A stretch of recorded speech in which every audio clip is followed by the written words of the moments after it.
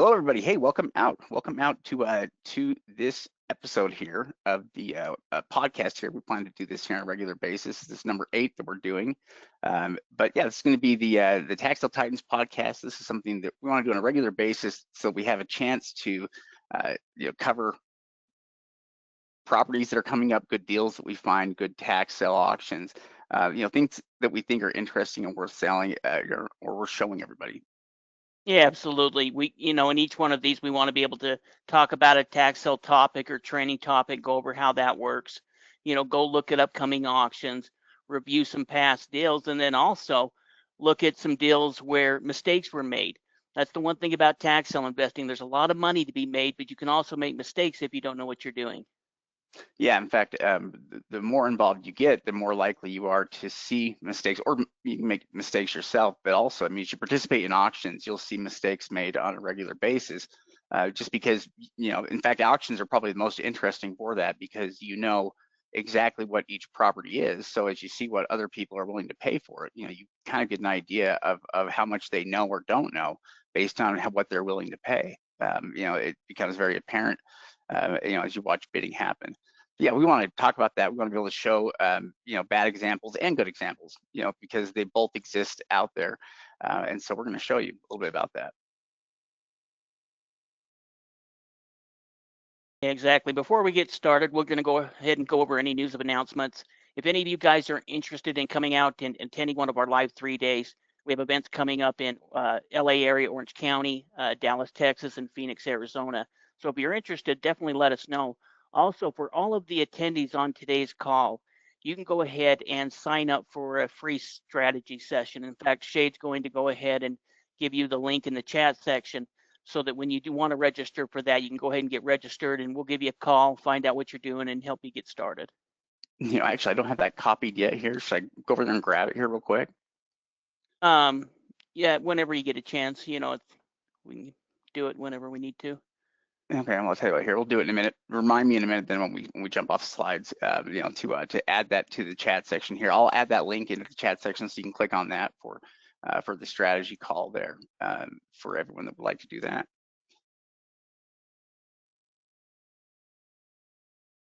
Also, if you have questions, we love to take questions, and oftentimes the questions will drive better conversations and will lead us into different directions. We end up covering a lot of good content. So feel free to ask questions throughout the training. We're always happy to take those.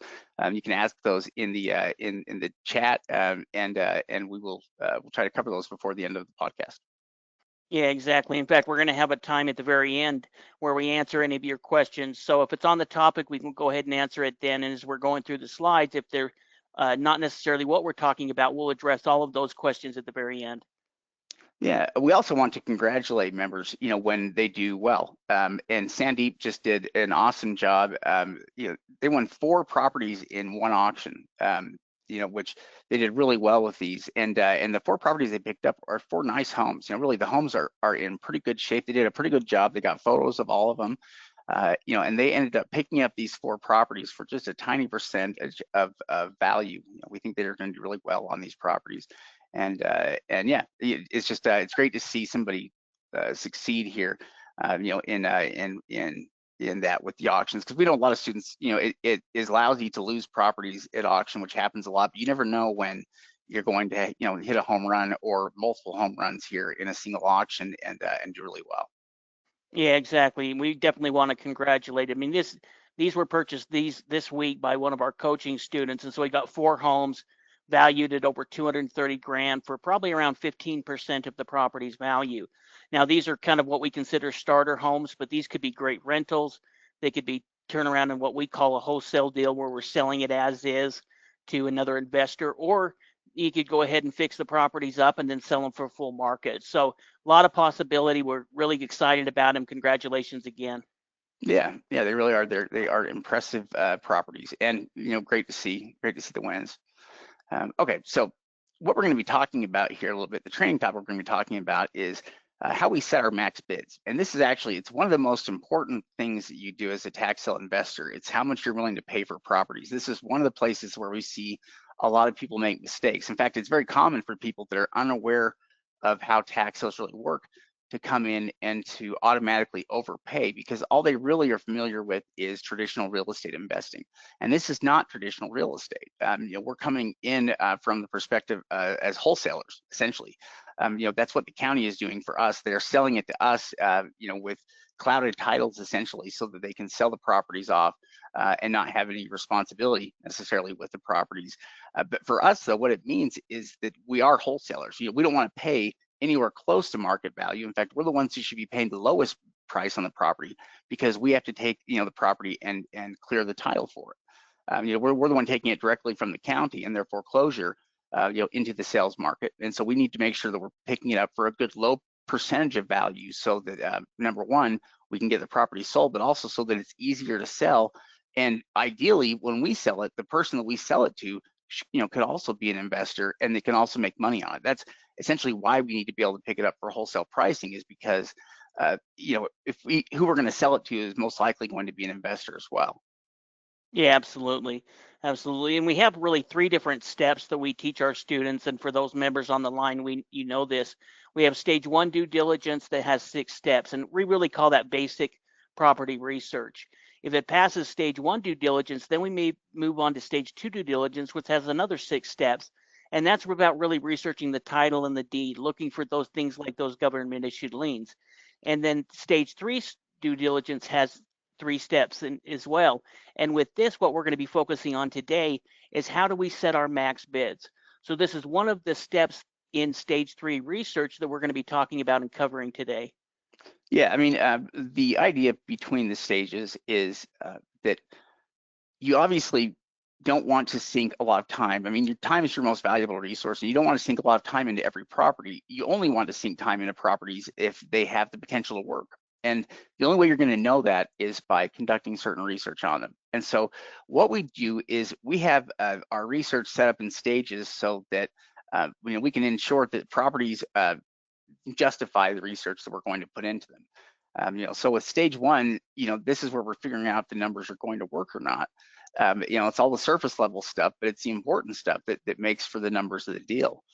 But in stage 2 due diligence, it's really about trying to find potential risks that are associated with the property. It's things that are attached to the title.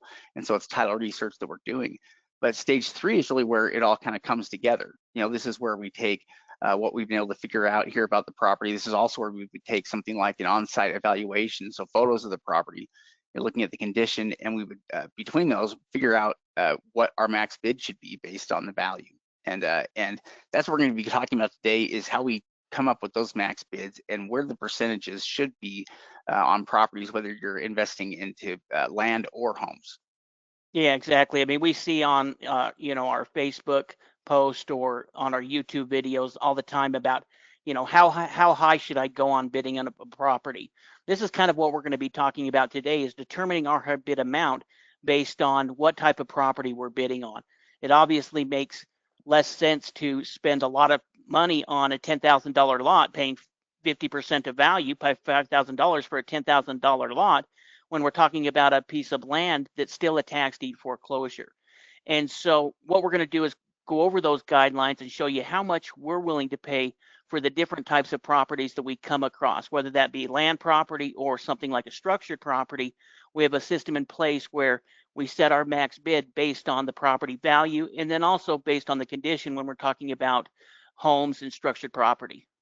Yeah, we separate the two because I guess we have different percentages for different types of properties. A little bit different for land and improved properties, but there are a lot of reasons why this is important, and I think we'll probably get into them a little bit here as we talk about each one of them.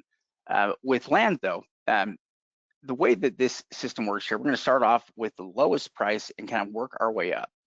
And we do that because, again, we want everyone to kind of understand the percentages that we're going to be working at and where we'll start at with a lot of properties. So if land is valued at less than $10,000 or up to $10,000, we're generally trying to get that property for close to 10 cents on the dollar. 5 to 15 cents is what we could say here.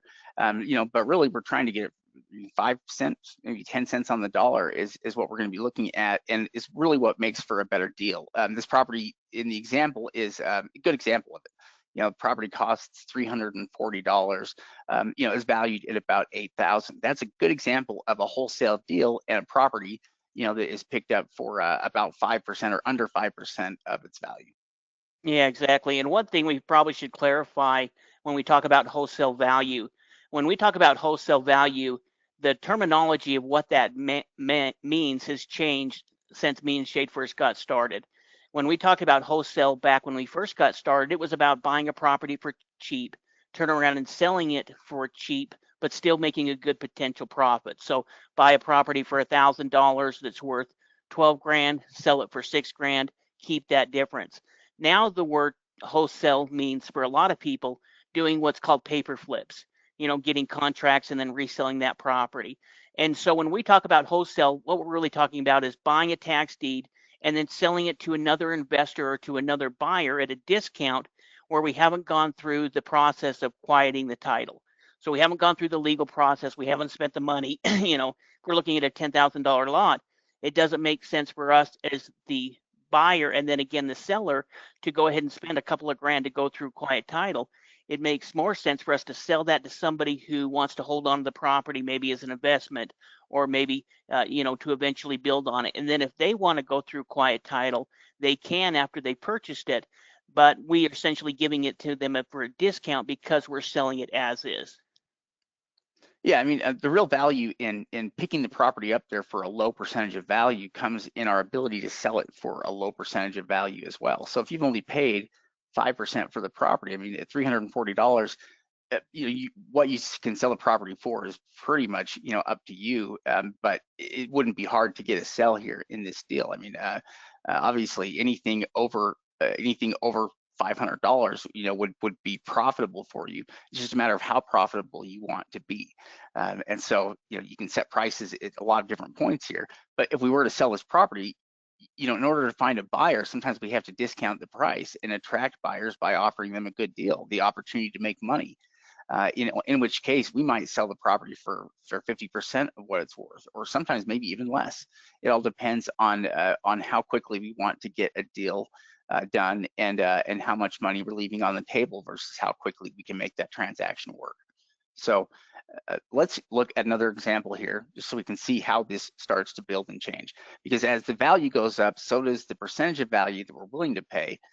But again, we're going to keep that towards the lower end of the spectrum whenever we can. So properties valued between 10 and 20,000, we can pay between 10 and 20% of value.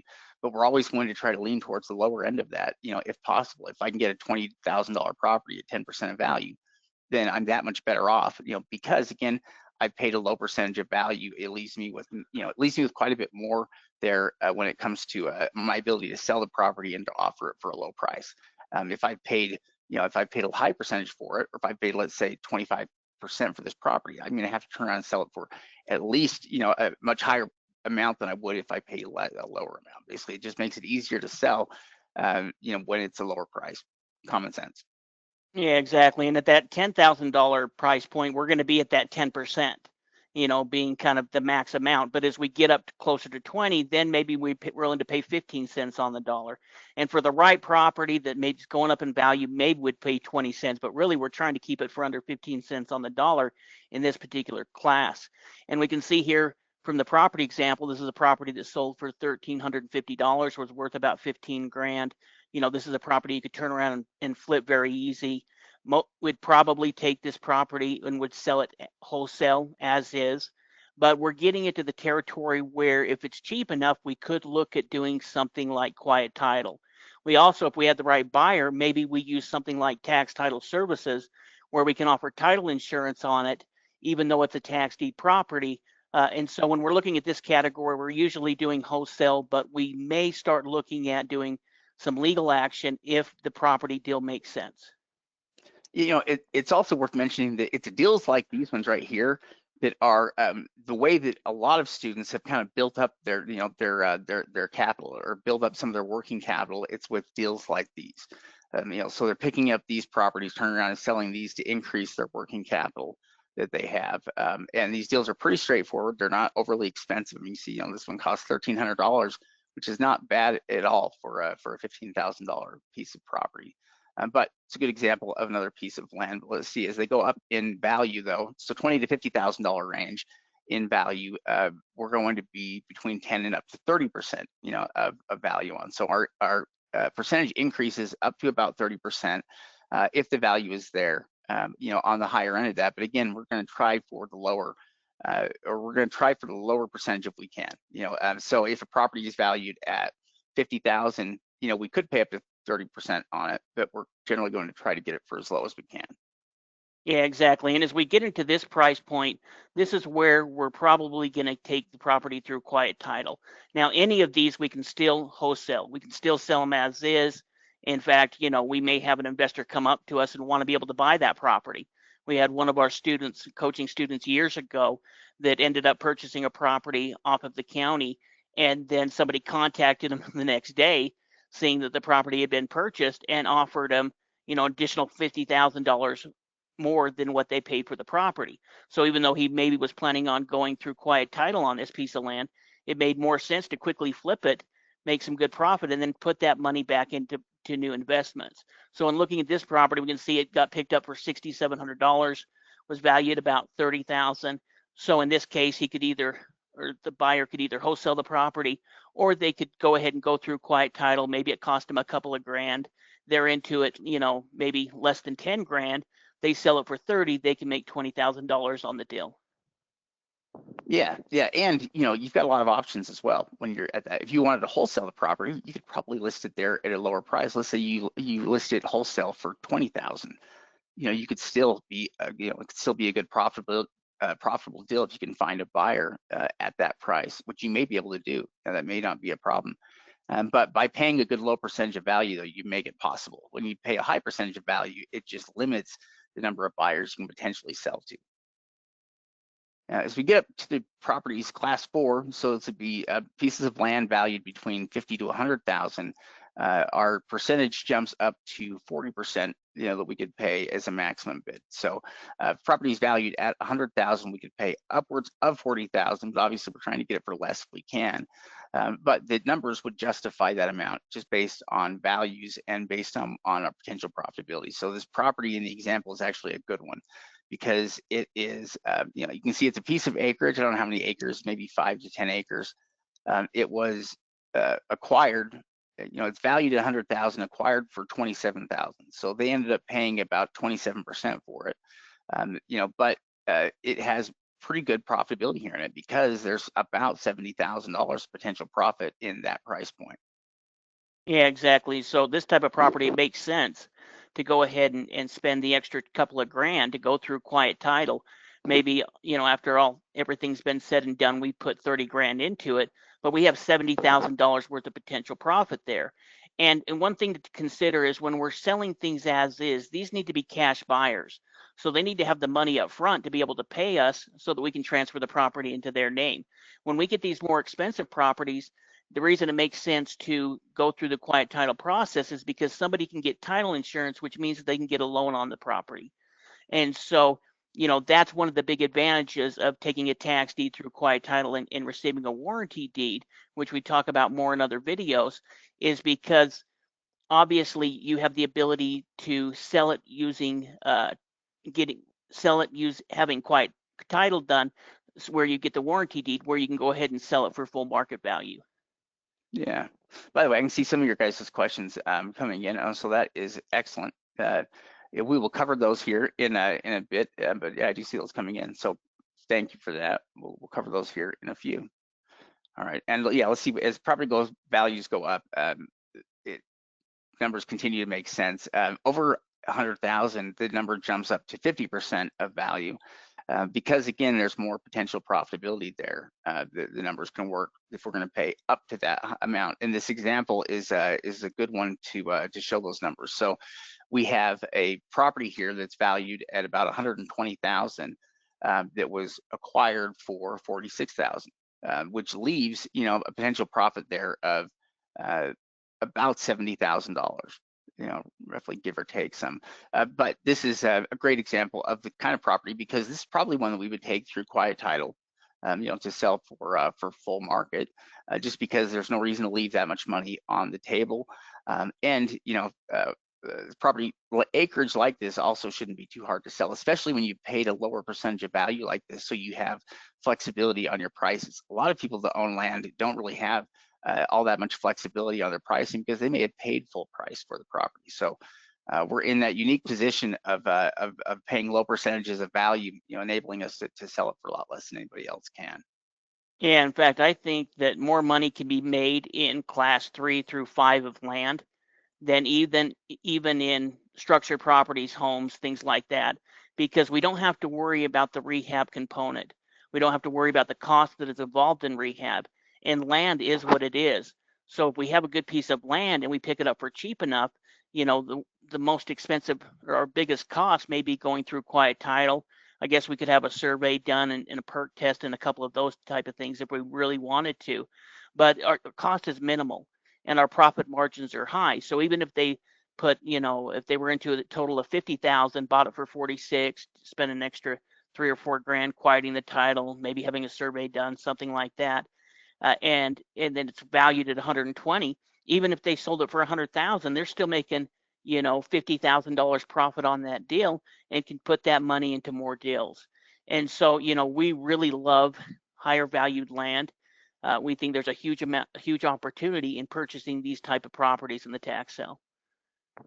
Well, and the one thing that you don't get with higher, with land like this is you don't get improvement costs. You don't get, misevaluations on what's wrong with the property. You don't get missed, you don't miss things with the condition that can cost you a lot of money.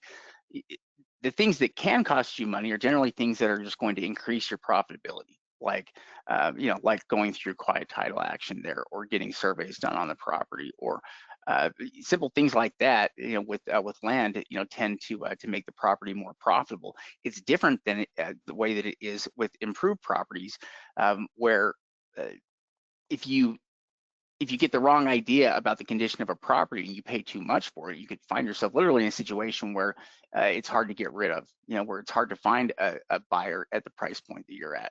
And that's why land really is a bigger risk for investors than, homes are a bigger risk to investors than land any day, just because of that potential for repair. And because we're trying to base the condition of the property on what we can see, and hopefully off of current images. But if not current images, it's really easy to make that mistake as well.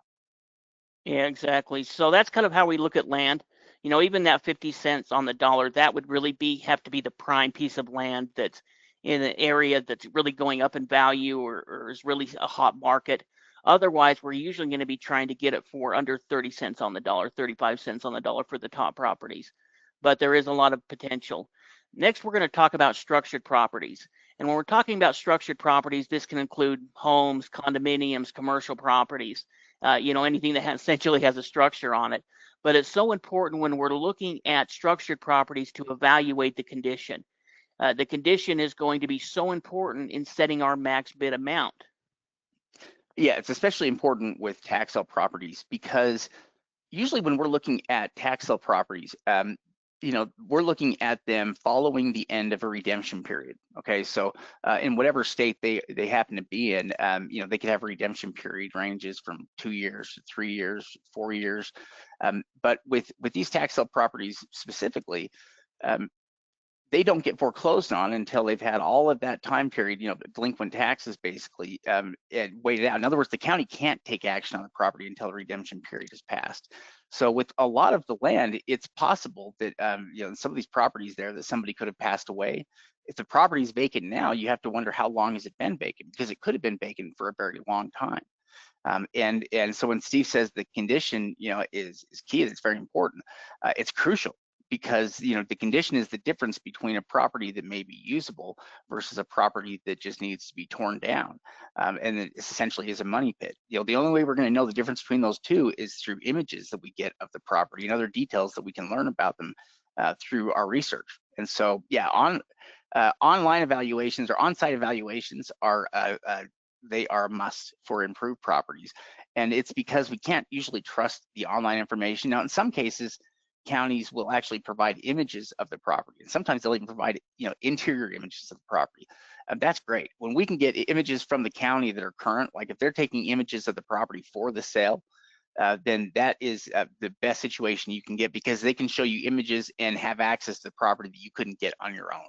In other words, if you were just on your own, you'd be lucky to get images of the outside of the property from a few different angles here, but you're not gonna be able to get all of that. So nothing is better than having the images directly from the county. But if we don't have that, then we can't trust most online sources, even if they don't appear to be that old. So 2 years might not seem like like that long of a time period, but it's a long time when a property is sitting vacant, and it's a long time for things to go wrong.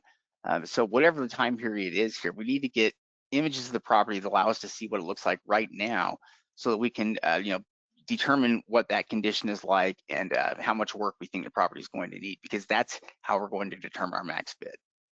Yeah, in fact, we were doing a webinar a couple of weeks ago with our membership, and we were going over and looking at that exact thing. We were looking at properties where we looked at the online evaluation or the online photos from, say, something like Google Maps. And within a year, of that time, then we were looking at photos that were current photos. And over that year period of time, we saw all kinds of issues on the property. We went from a property that was being lived in to a property that was partially boarded up, windows were open, roof was damaged, weeds were out of control. And so in those different types of examples, we can never trust the online information. We've always got to do that on-site evaluation to make sure that what we're buying, is in condition that it can be repaired. You don't know how many times that we've attended an auction and seen two people there local. These are local people, mind you, that are bidding against each other on a property that we drove by, and we know that that property has been burnt down.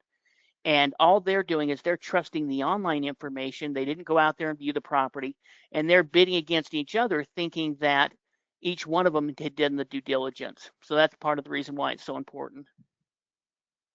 It's also really important, especially at the lower price point. So the lower the value of the improved property, the bigger the risk it is for an investor. What that means is that the first couple of classes that we have here, class 1, class 2 properties, they are they're properties that are probably, or in many cases, properties we might avoid.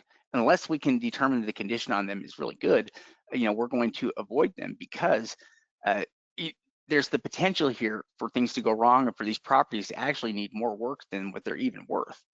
And so that's one of the reasons why we have to be very careful with these, is because it's easy for them to be money pits, when they don't have a lot of value. And that's because it's very simple for something like a roof repair, which can cost X amount regardless of how much the property's worth. And let's say you've got a roof repair that's going to cost $10,000 to $12,000 regardless of property value.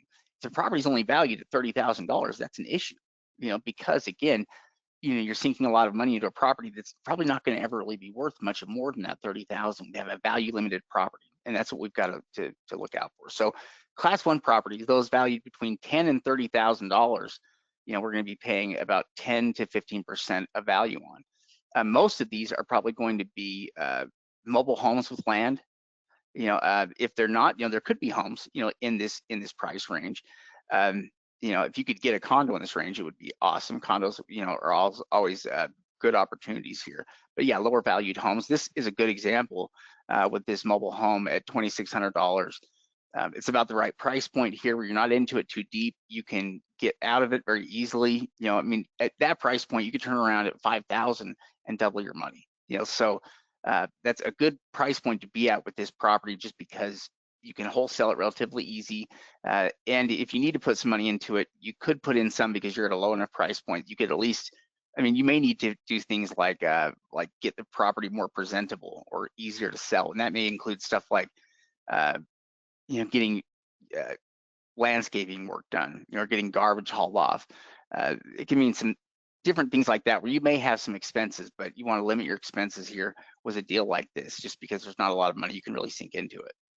Yeah, in fact, Shade brings up a real good point. The only type, excuse me, the only type of properties that we really target in this range are going to be mobile homes on their own piece of land, or maybe a mobile home on a mobile home lot that we talk about in one of our videos.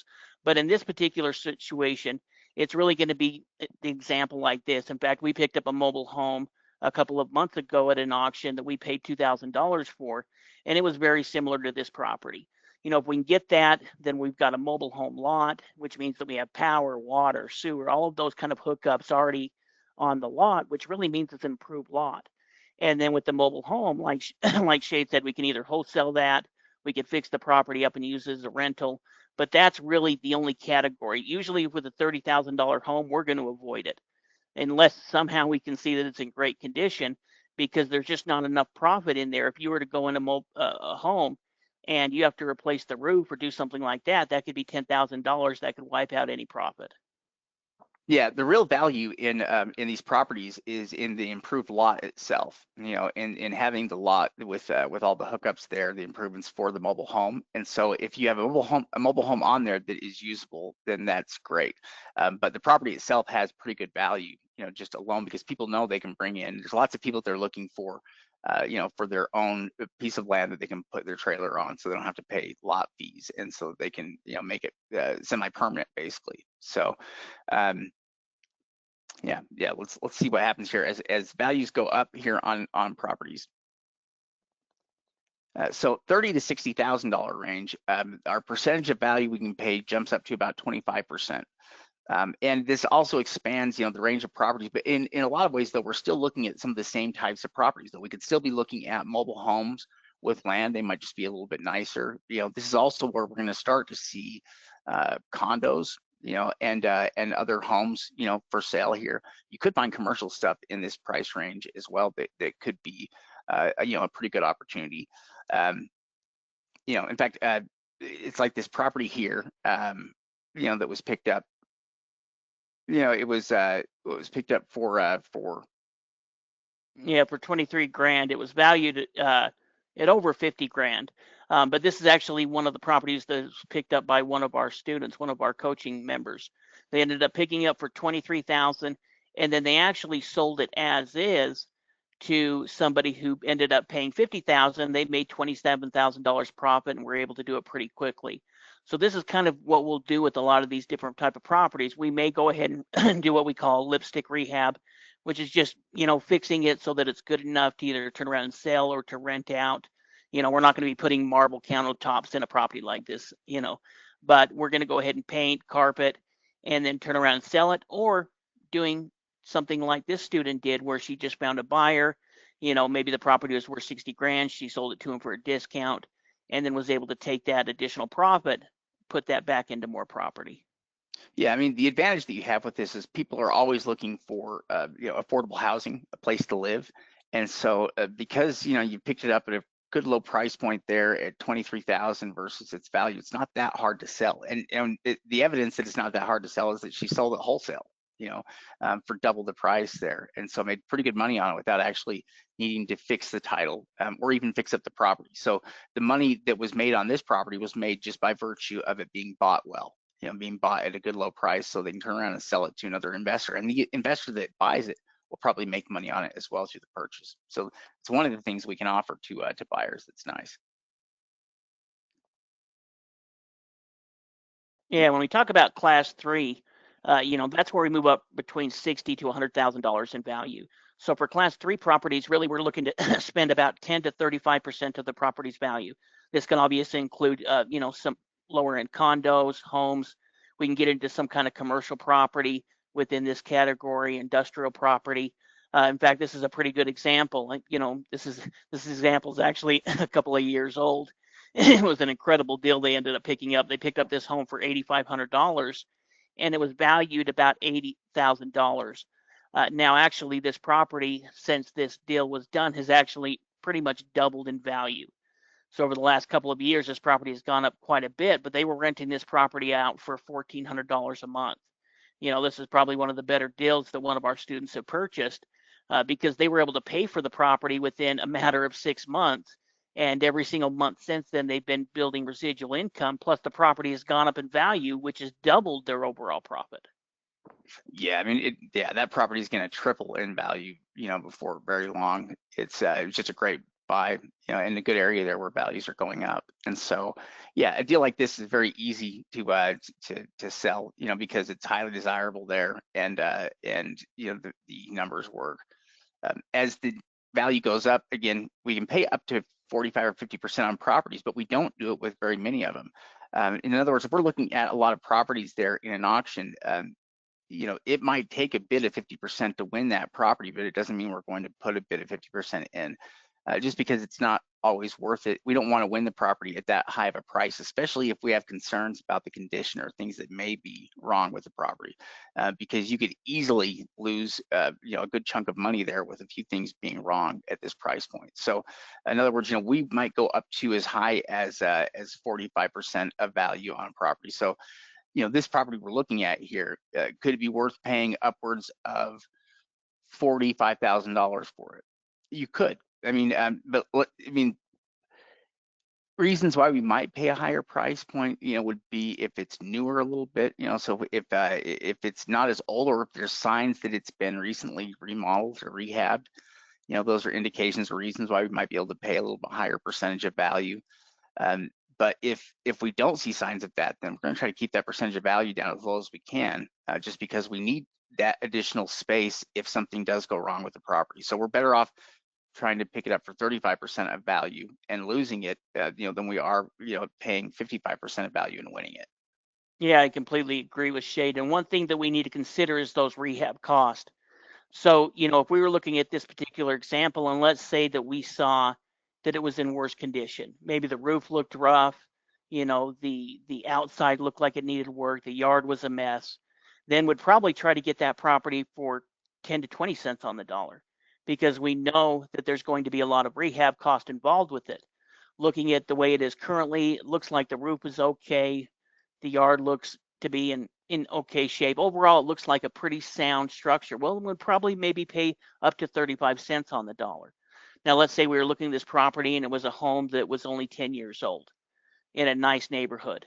That's the kind of property that we may pay up to 45 cents on the dollar, but it would also be a property upwards of that $200,000 price point.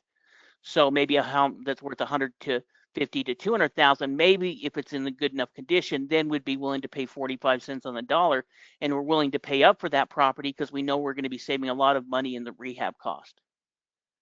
Yeah. In fact, let me do this here. Give me just a second. I'm going to just grab that link you sent me here real quick, and I'm going to put that up here while we have a second, because I don't want to leave people too long without that.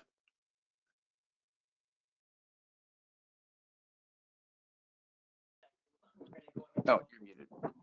We're going to go ahead and go through the last category in structures, and then we're going to go look at an upcoming auction and start looking at some properties that are coming up for sale right now, do a quick evaluation of them, kind of go through a little bit of that first stage of due diligence where we go through those 6 steps of, viewing the property, making sure that it's available, checking out the assessor records, checking the market quickly, looking at all of those details to see, hey, is this a property that we want to move on in our research, and start doing stage 2 due diligence, which is really researching the title.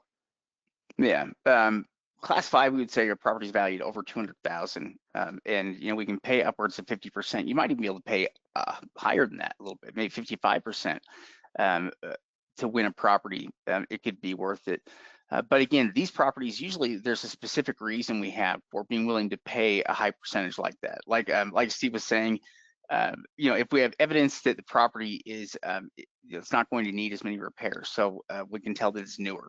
So maybe let's see, properties that are built after the year 2000, might qualify for something like that, because again, we know there's much less work we're going to need. At the very least, properties that are newer than what is it, like 1975 or so, 1978. Forget when they did some of the changes there with building and with things like lead and asbestos. A lot of those things you can get out of the way there by the time you're in the mid 70s. But anything older than that, there's always the potential that you can run into a property that needs all kinds of work, and also needs to have all kinds of things removed. Things like lead paint and asbestos, may need, maybe all over a property, if it's old enough. So yeah, if a property is new enough, though, that could be a reason why we're willing to pay a higher percentage of value. If the condition of the property is good enough, then it can increase the percentage of value that we're willing to pay. But it's still very much, though, value limited. I mean, if properties are valued between 100,000 and 200,000, it's not going to quite go up to probably 50%. It's probably going to be a little bit lower than that, probably closer to 40%. But where we see a lot of people make mistakes, though, is in paying a higher percentage of value, regardless of how much the property is worth. So we'll see people pay 50% of value or more, sometimes way more than 50% of value, which is almost never going to make sense, at least in terms of trying to make money. It's not really ever going to make sense because it's always going to make it hard for you to sell and limit your profitability. Yeah, exactly. In fact, this example would be, one that's they probably paid a little bit more than we would have. But I think that there was reason for that. Part of it has to do with the fact that it's on 100 acres and the property value is just pulling the county assessed value. So we think that this property was probably worth an extra 50,000. It was probably closer to 275, 300 based on the land value. Many times the county on a big piece of land like this is going to tax the land at a lot lower rate, which means that they're going to have a lower assessed value. And so because of that, this property is probably worth 250 to 300. But even in there, you can see that they were willing to pay up because there was so much land involved. So even in this type of property, there's still $100,000 worth of potential profit, but that would be the very highest that we would ever go. And this one's probably higher than we would go, unless we did some real good research on that land to see how much big parcels of land like that are selling for, and also might even look into the possibility of subdividing it. Now, we're not going to call the city and go through all those methods right now, but we're going to look into the area a little bit, find out how hard it is to subdivide, because there can be money be made many times by subdividing this type of property and selling it into a couple of different pieces because it's such a big piece of land. Yeah, that could definitely be a good option with acreage like this. Yeah, the acreage was really the most attractive thing about this property. The property itself seemed to be in decent shape, but somewhat overgrown, and certainly there might, there's probably going to need to be some investment there in order to get it up to a certain level of repair. But coming in at a bid that's roughly 50% of that is still a safe investment, especially if you think that if the valuation on it is low or under what you think it might be worth. You can see how the numbers would be great on that. Yeah, and part of the reason I think they paid up for that particular home was because it was a newer home. We can see how kind of, it looks like it was overgrown. Maybe they haven't lived there for a while or used it very often. But the property, I think, was built within the last 20 years or so. Oh, And interesting. so that's kind of part of the reason I think that they were willing to pay up for it, and how they probably still did a good deal on that one. So once we've determined exactly how much we're willing to pay for it, what the property is valued at, in fact, one of the steps in stage 3 due diligence is going through and determining actually what is the market value. Then we're going to calculate our max bid amount. We're going to estimate the price that we can pay for it, how much it's going to cost in rehab, what our profit margins are, and then we're going to stick and set a high bid amount and stick to that high bid amount. We see mistakes all the time where people are, bidding above high bid amounts, or most of the time don't even have a high bid amount. That's the way to lose money. That's the reason when we're working with our members, when we're training one-on-one with our coaching students, we're talking about setting that high bid amount and be willing to walk away. We walk away from properties. We know that it's hard for us. It's going to be hard for you to walk away from a property that you put in some research, you put some time into it, but you're always going to be better off walking away than overpaying for a property, because there's always going to be another property available tomorrow and the day after that, and another auction going on next week. So we'd rather look for another property than overpay for one that we've done some research on. Yeah, so we generally set property maximum bids at a percentage of value. It's usually how we kind of set the amounts, and so depending on the property type and roughly how much it's worth, we kind of know about where our max might end up. But that doesn't necessarily mean that we're always going to go right to the max, because really it's property specific, what we're going to pay. But what the percentages do, though, with those numbers, it does give us an idea of what the maximum amount should be that we could pay if everything else on the property seemed great. And so, it works really well as kind of an outline to help us, understand the property values and what we're paying there on it. And it's also a good way to make sure that, that you're not paying too much. The people that tend to make the biggest mistakes are the ones that don't go in with a plan. They don't have a set amount. They're just they're bidding to win, and that's really where what you've got to watch out for. You can't get into a situation where you're bidding to win the property rather than bidding based on the numbers and based on profitability. That's an easy way to lose sight of it as well, is trying to win, and that's really what auctions rely on, is that desire to win. So yeah, don't hesitate to lose properties. We definitely lose a lot more than we ever win. We probably lose 10 times more than we win. But that's kind of the way it's supposed to work, especially if you're picking out the right properties, and if you're the ones you do win, you're going to win at pretty good prices. Yeah, it's because we're going into it looking at it as an investment. We're not letting ourselves get emotionally involved. In fact, that was one of the very first things that me and Shade realized was a risk when we first got started and attended our very first auction, is seeing two people that were emotionally involved that didn't do any of the due diligence. We had done the due diligence, and we knew that they were bidding on a drainage basin. But just based off looking off the plat map, because this is before there was even GIS maps, they thought it was a building lot.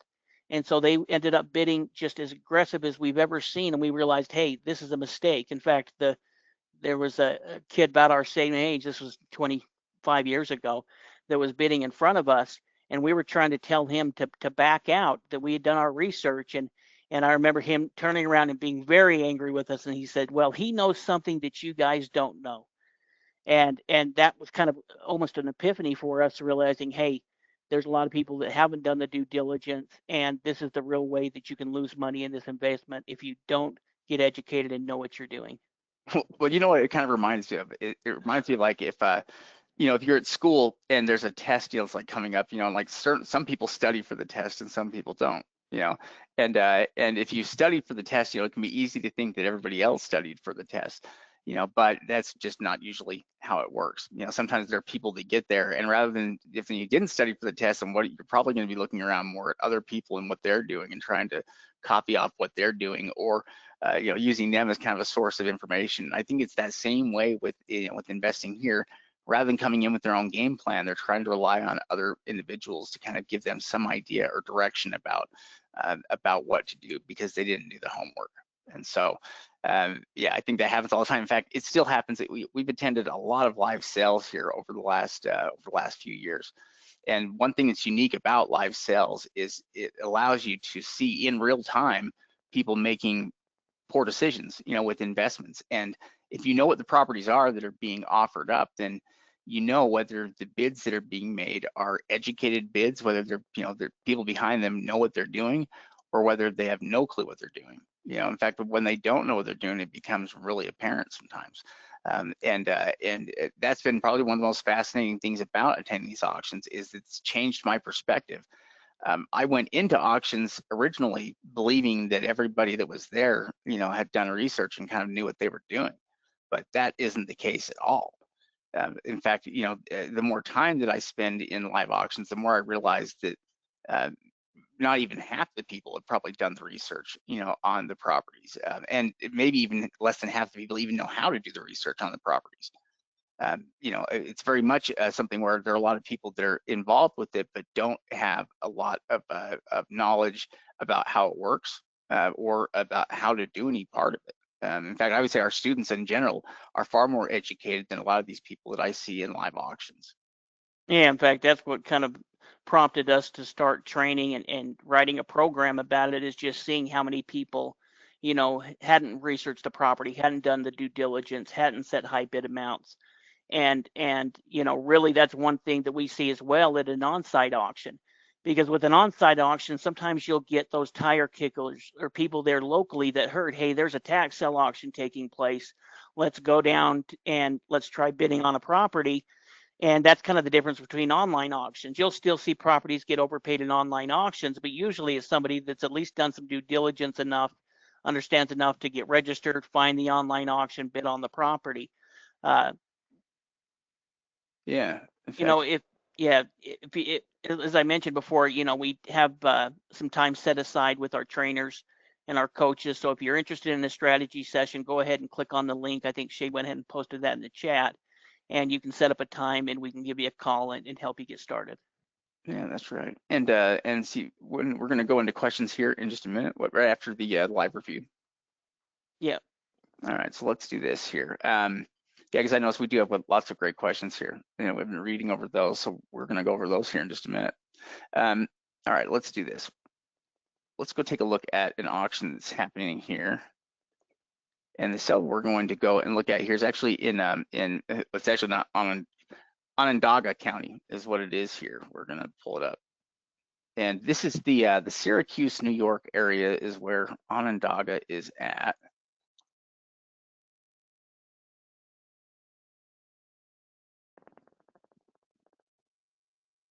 And in fact, here, let me just go up here and we'll pull up the entire cell here.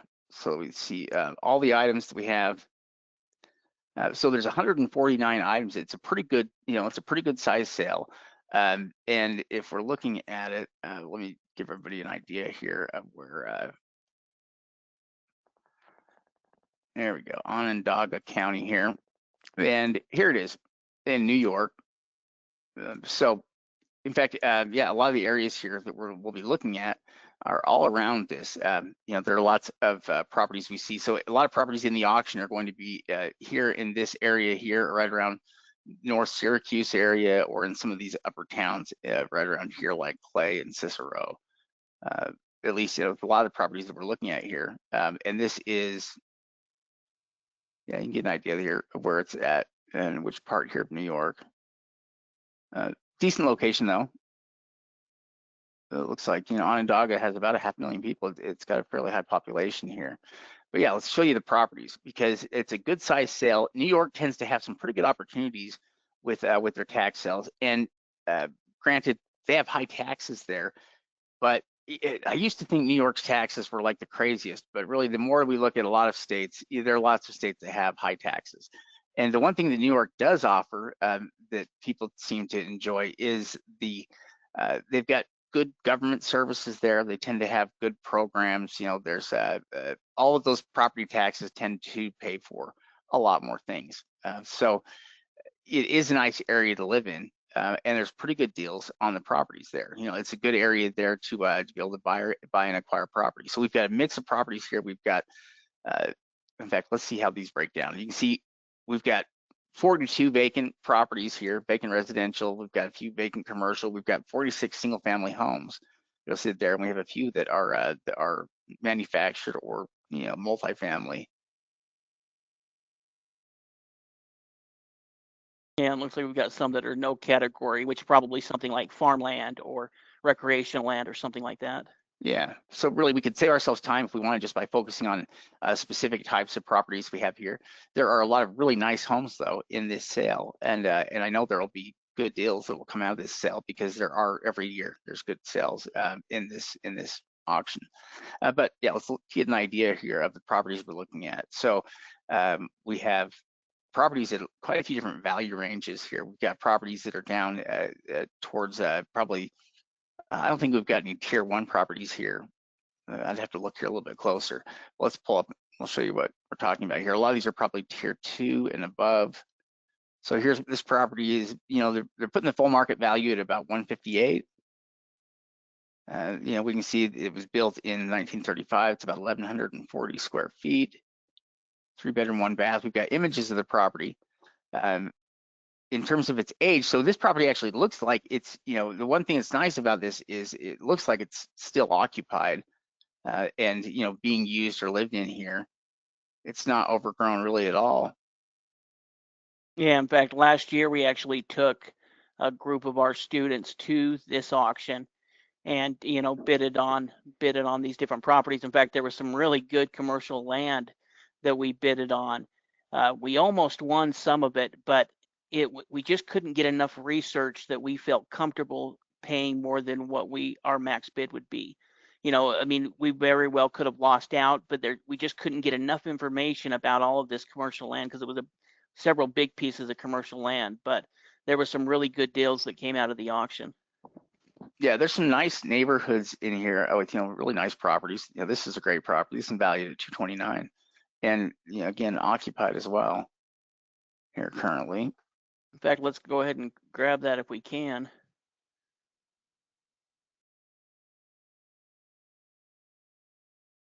And this is the village of North. So this is North Syracuse. I'm just kind of interested what maybe some of the online market value tools like Zillow or Redfin might say it's valued at.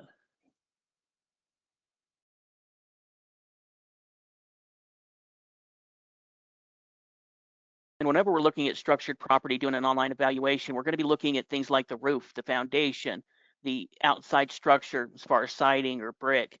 We're going to be looking, at any type of potential damage, the condition. It's really important that we do a good on-site evaluation because that's going to help us determine which properties we're actually going to go out and view. If we're not bidding there in person, then we're going to be sending somebody out there to view them. And we want to narrow that down to help save costs to the properties that make sense for us to go by or have somebody go by and view them. Yeah, so it comes up on Zillow, doesn't come up on Redfin for some reason.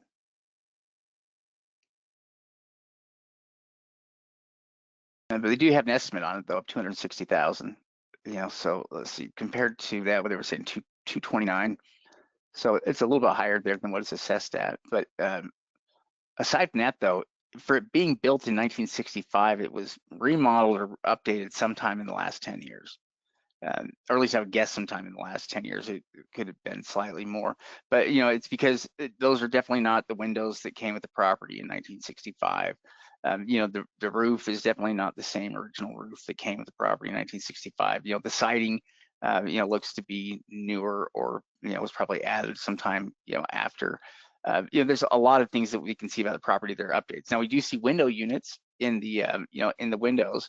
So telling us we don't have an AC unit there on the property, at least not an AC unit there through forced air. But the other stuff we can see, and we have, we've got the utilities there hooked up on the front. Everything looks to be, I mean, it's a good property, and the condition of the property appears to be better than what the age would suggest, which is one of the things we're trying to determine with properties is, is like what kind of condition is it in? And if it's in anything like what it looks like right here, then it's in better condition than a 1965 property should be, unless it's been remodeled. Yeah, in fact, pointing out those window units, I looked at those as well and thought, okay, this doesn't have central air, but it looks like a lot of it has been rehabbed. The roof looks great. Shade said the windows look great. The siding looks great. The yard looks clean. This would be a great property that we'd be willing to pay a little bit higher, maybe get up into, 35, 40% of the property's value, especially if we do the comparison because the condition looks great. So even though it's older, because we can see the outside has been updated, it's not a guarantee, but it at least gives us an idea that they probably updated the inside as well. Usually if people are spending a bunch of money on the outside, they've spent some money on the inside.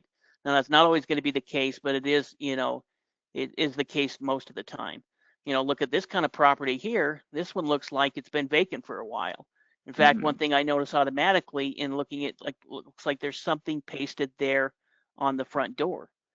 uh, you know, that's automatically at least going to be a bit of a warning sign that that could be. It's not necessarily, but it could be something like a letter from the city essentially saying, hey, you need to do this. You need to, it's a possible demolition letter or a letter saying that the property's been condemned. So that's automatically going to be something we're going to look at if we were to have somebody go do an on-site evaluation, zoom in and get a photo of that so we can see exactly what that says. Plus, we're going to give the city a call to find out what issues may be on this property from them as well. Yeah, I mean, we can see the property was built in 1938, and obviously the issue here is it's the age of the property, but it's really more about the condition of the improvements. Is because as we've seen, you can have properties that are fairly old but can still be in good shape. This property, like Steve was saying, it looks like it's been sitting vacant for a while. It would not surprise me at all to find out that, let's say, the owner of this property passed away or something and didn't have any family, or that find out this property's been sitting vacant for 3 years. I could believe that. These are the properties we've got to watch out for because again, the longer they've been sitting vacant, the more time you have for things to go wrong, the more things, more issues could potentially come up. And, with this property here, in fact, just based on what we can see there, I wouldn't bid any percentage amount on the property, just because it is going to need a fair amount of work, and it may be possible, to be able to do some kind of a deal, but it's somewhat value limited in that, they estimate the value at 83,000 on the property, currently. Now, could it be worth more if it was all fixed up? Maybe. But it's not like it's a $250,000 property there where you could put 100,000 into it and fix it up. It doesn't have that much value for fixing up, and so and obviously it needs stuff like, you can tell just a roof alone, just by looking at the roof, looks like it's garbage. And the issue with that is it probably means we've got water leaking inside as well. Yeah, I was going to point out the same thing right before you said that. That roof looks in rough shape. You can see even the roof over the garage over on the end looks pretty rough. The whole thing looks rough. And so, like Shade said, this is a property we're just going to pass on. Yeah, just based on the condition. It's not something that we want to really get involved in. Now, that next property down, that split level, 2-story, that would be a great property to go after. Again, looking at it, it looks like it has been rehabbed, or things have been done since it was originally built in 1964. That's obviously newer siding, at least not original siding. We can see that, the windows look like they've been upgraded. Overall, it looks like a pretty clean property that would be worth paying money for, because of the condition. Yeah, it's in great shape. Now, here's an interesting one here right below this, and this one is also one that's been sitting vacant here for a time now. Built in 1961, 1,600 square feet, and this is a property that's been sitting here vacant for probably quite some time now. They've got the value. This one has value that is high enough where it could justify some fixing up. It's 233,000. If we're looking at it, so let's say the property's been sitting here vacant for 2 years, maybe 3. It's hard to tell from what we're looking at out here on the outside. But what's nice about this stuff is that the landscaping stuff we can take care of relatively easy. What we're concerned about is on the inside of the property. And if we were going to buy this property, we'd want to make sure that we picked it up at a low enough percentage of value that it would give us room, to do some of the rehab and repairs on it, if, because most likely they're going to be needed, on a property like this. So this is a property where we might bid this up to, we might limit our bidding and maybe top off at 25% or 30% and not go as high as maybe other bidders would go to a higher percentage in order to try to win this property, but we'd keep it lower just because we're, trying to leave more room for potential repairs and things that might be needed. But this property still has potential to work. I don't think it's lost completely here.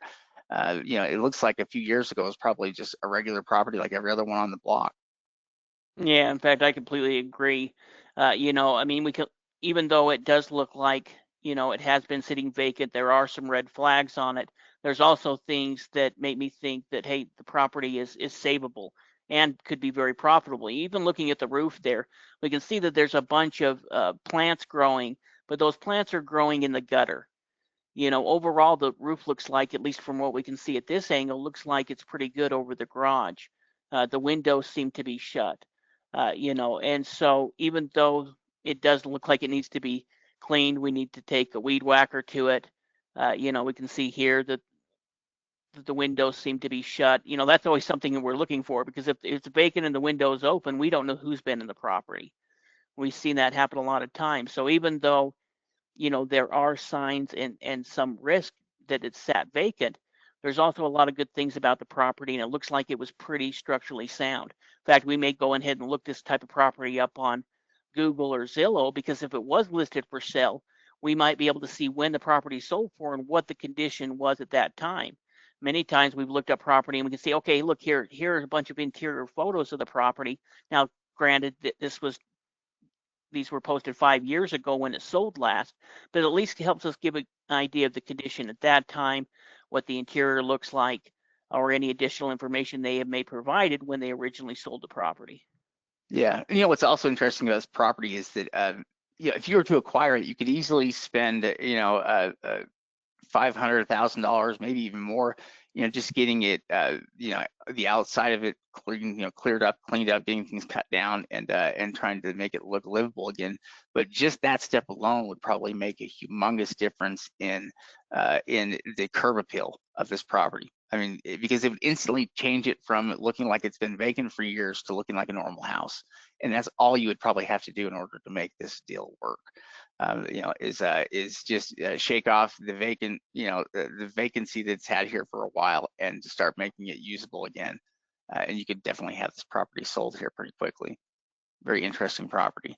And there's a lot of interesting properties in the sale. I mean, you can see just by looking at them, we've got nice homes, that are built throughout a variety of time frames here.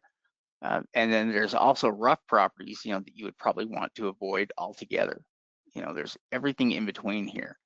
But the nice properties are nicer than average. You're going to have a hard time in most states finding tax sale properties that are this good.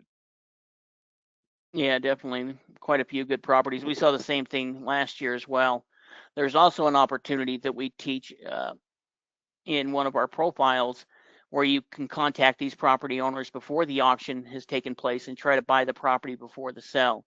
There's a pretty good strategy in using that method. In fact, let's take a look and see if there's any good land that we might want to look at or anything else. Well, let's see. Oh, I wonder, should I look at the no category or should I look at the vacant residential? Right. Let's try the no category just to see what they placed underneath the no category. So First look like junk lots, so we can avoid these. We automatically even see from the photo it looks landlocked. In fact, that second one, that one there very well could be, or the number 32. That very well could be an easement property. We're gonna have to look a little bit more into it, but I see those big power lines, and that's a little bit of a red flag. We want to check and see, it's big enough that it's probably not. Yeah, so it's listed as 5 acres here, but what we can see though is you can see how that that's some type of utility thing. Yeah, I mean, you think you were right in the first time, and this probably is a somewhat useless property. It is 5 full acres, and so there's parts of it that are usable, but a good chunk of the property that you would want to use is being used by easement. So you could probably maybe use the same road here going in, potentially. Maybe you could use something down here with it. So maybe it has some use, but about half of its area is being used up roughly by probably by this easement here for this power station. Yeah, exactly.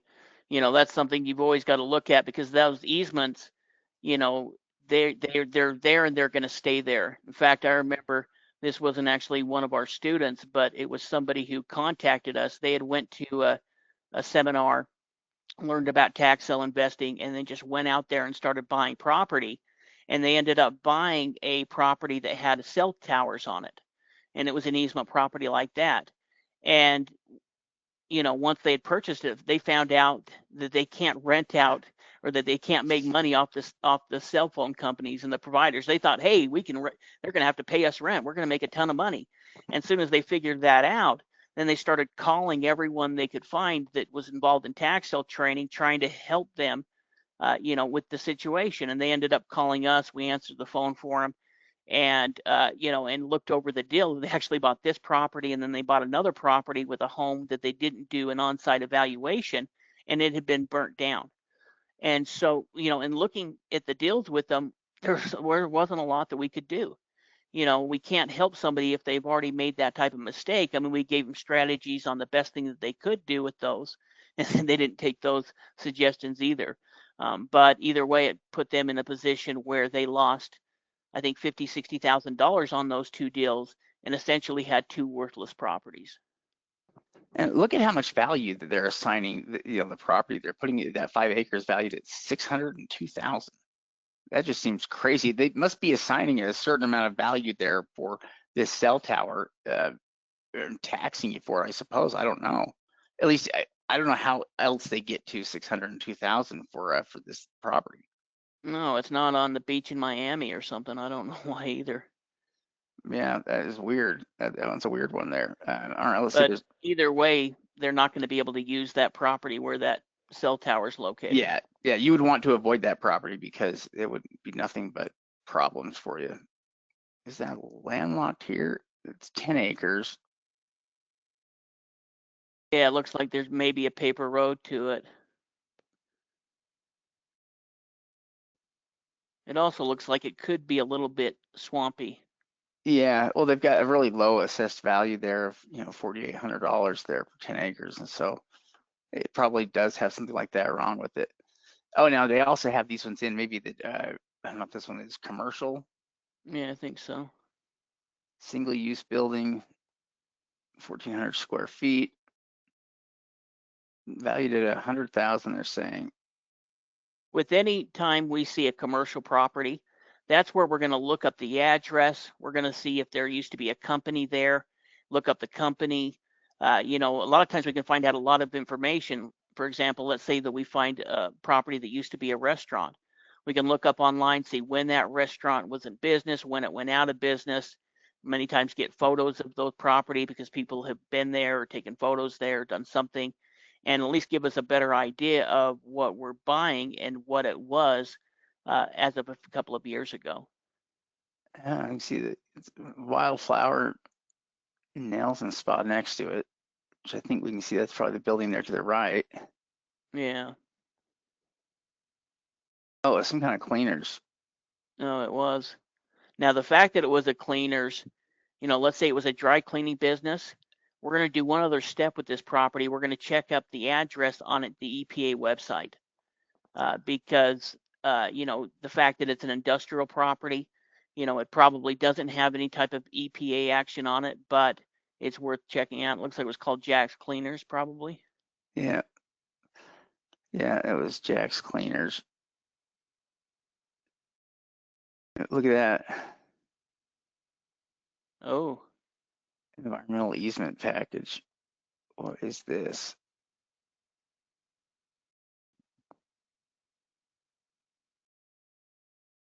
Jack's Dry Cleaners. Yeah, this is exactly why you gotta watch out for stuff like this. requires an environmental easement. At least you have who you could contact about it. Yeah, Yeah, so if we were to bid on this property, this is something we need to look into and find out more about it. Because let's say that there's, some type of big fine on it, and you purchase the property thinking you're getting a great deal, just to find out that there's a $60,000 fine or lien that's been placed on it for some type of environmental issue. yeah, yeah. It's definitely something you would want to watch out for. And dry cleaning businesses are, one of those things specifically that seem like they oftentimes are at issue with EPA. That one looks like something. Oh, that one's more. You know what it is that one is also Easement. more easement. Yeah, it's more easement property, abandoned agricultural land. So they're calling it there, but it's got two big towers on it, 2.7 acres. No, they valued it at 12,000 there, which that could fool you if you weren't careful.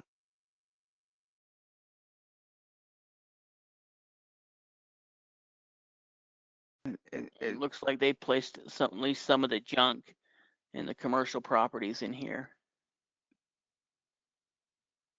It looks landlocked. That one, want the address, the next one down, that one maybe it's not landlocked. Oh, it's 0.13. It's just tiny. Yeah. Oh, Look at look, that value some they're kind of charging. small building on it. Yeah, that makes you worry when you can't even see it. Yeah, I mean, if there is a building there, it's buried. It looks like.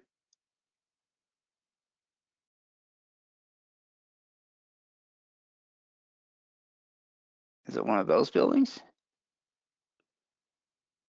You'd think if it was, they would have took some photos of it. I think it's behind. Oh, it probably. See that blue? I wonder if it's back there. You think? I don't know. It might not be. That's where we check the GIS map to get an idea of exactly where the lot sits. Yeah. Yeah, they do seem like they have a lot of their junk in the miscellaneous here. Well, some of the lots are bigger. This one's also probably, though, it looks swampy. $2,000 value is probably a good chunk of that reason why. Yeah, I think I'd probably avoid most of this stuff. It's in the miscellaneous anyway, or that's not classified here specifically. Now the vacant raw land, let's see, residential vacant, maybe it's not, maybe it's a little bit better. These ones with the photos, some of those could be buildable lots. But again, before we buy any of the properties, this one's 166 feet by 200 feet, has a value of $40,000. So this very well could be a buildable lot. because they're showing both value, it's showing some type of size, but that doesn't mean that it's a guarantee to be a buildable lot. That's where we've got to check into the zoning. We've got to do our research on it and make sure that it is by looking at the zoning code, looking at the zoning map. Otherwise, we could be buying a property that we think has high value, but really limits that value by the fact that it can't be built on. Yeah, it's definitely not like any standardized size lots there either. They're all different sizes. Now let's see if any of these other pieces of land.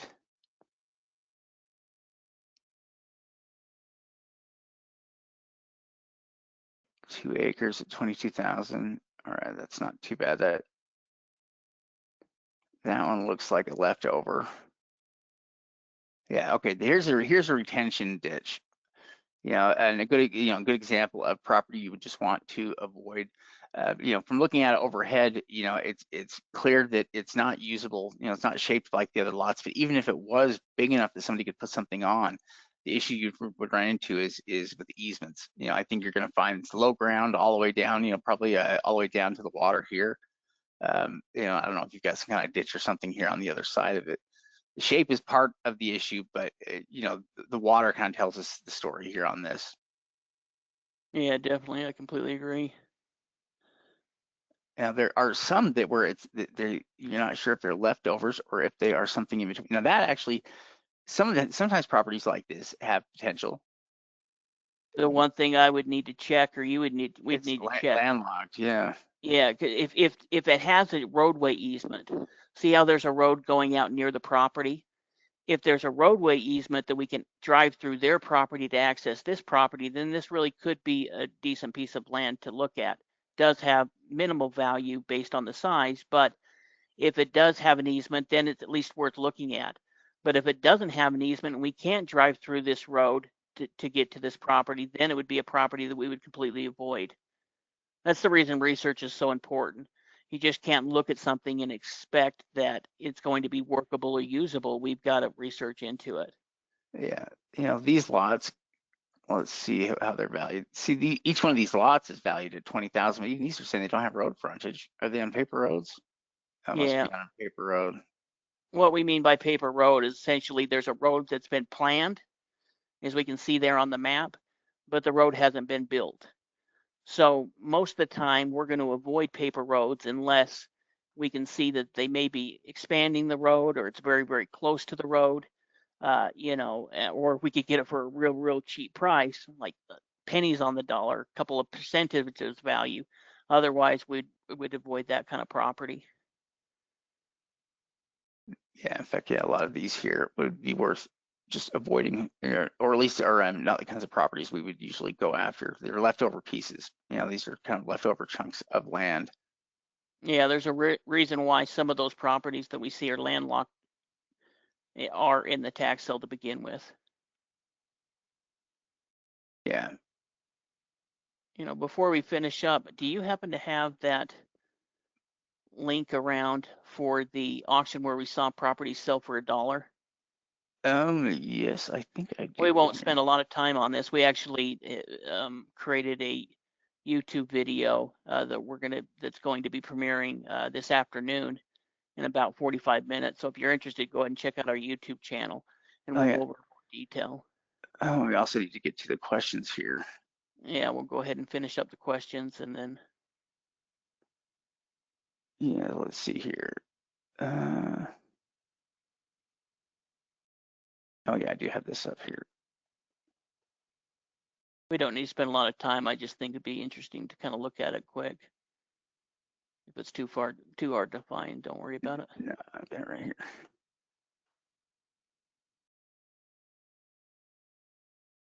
This is by far some of the cheapest property that we've seen sell in a tax sale auction. As little as $1. Yeah, they've actually got quite a bit of properties, and also a lot of properties that sold for a single bid, or only had one bid on them. So we have properties. Let's show you. There are a lot of these that sold for $1, and some of the properties that sold for above that are actually, were not bad. I mean, properties like this one that sold for 2,900.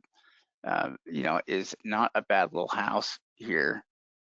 Let me get a bigger image of that. But we can also grab the parcel number and we can pull up information on any of these if we want. But that's a pretty nice, you know, property there for $2,900. And then we see properties that sold for $1 or didn't even get bids in some cases here. Let's see. So here's property didn't get bids. No bid. This one sold for $3,400.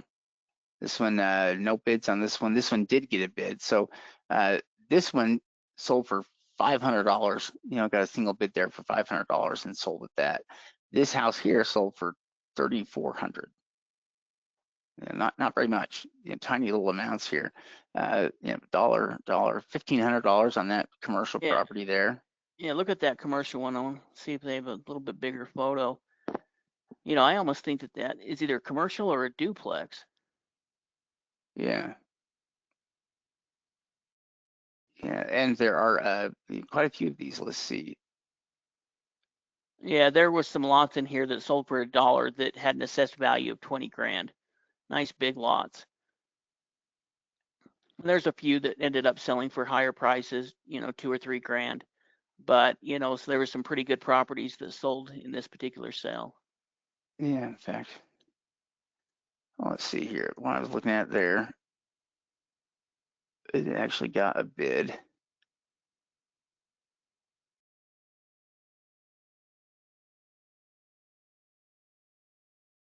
You looking for that larger lot? Yeah, I was wondering which one that one was. I think it was.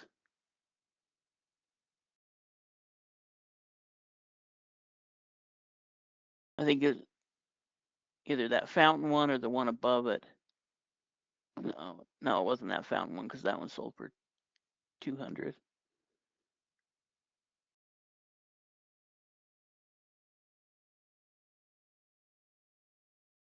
But you know, pretty interesting.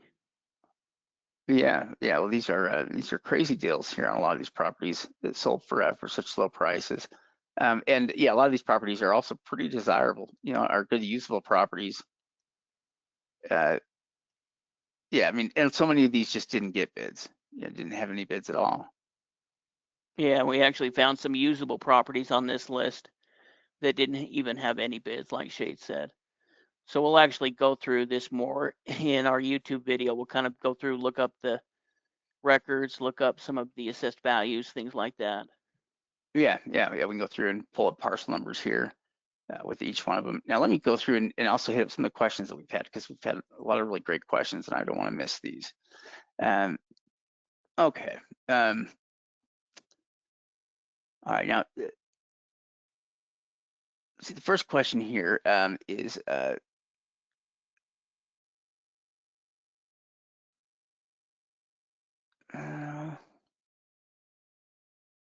I'm figuring where to start here with this one. Okay, since construction costs have gone high, I'm now thinking about focusing on houses as opposed to buying vacant lots. I'm not sure if folks are motivated to construct on vacant lots, but since I haven't found success with auctions, should I focus on over-the-counter deals?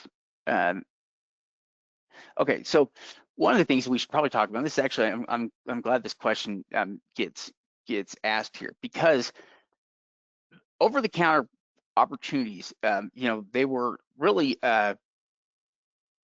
they were something that happened, or they were there because of the auction systems that were being used, and because of the lack of investors that could actually attend or be there in person. I mean, really, for the most part, a lot of the over-the-counter stuff, what we're dealing with is just the counties struggled to try to bring investors or get investors to come out to the sale back before they were doing anything online.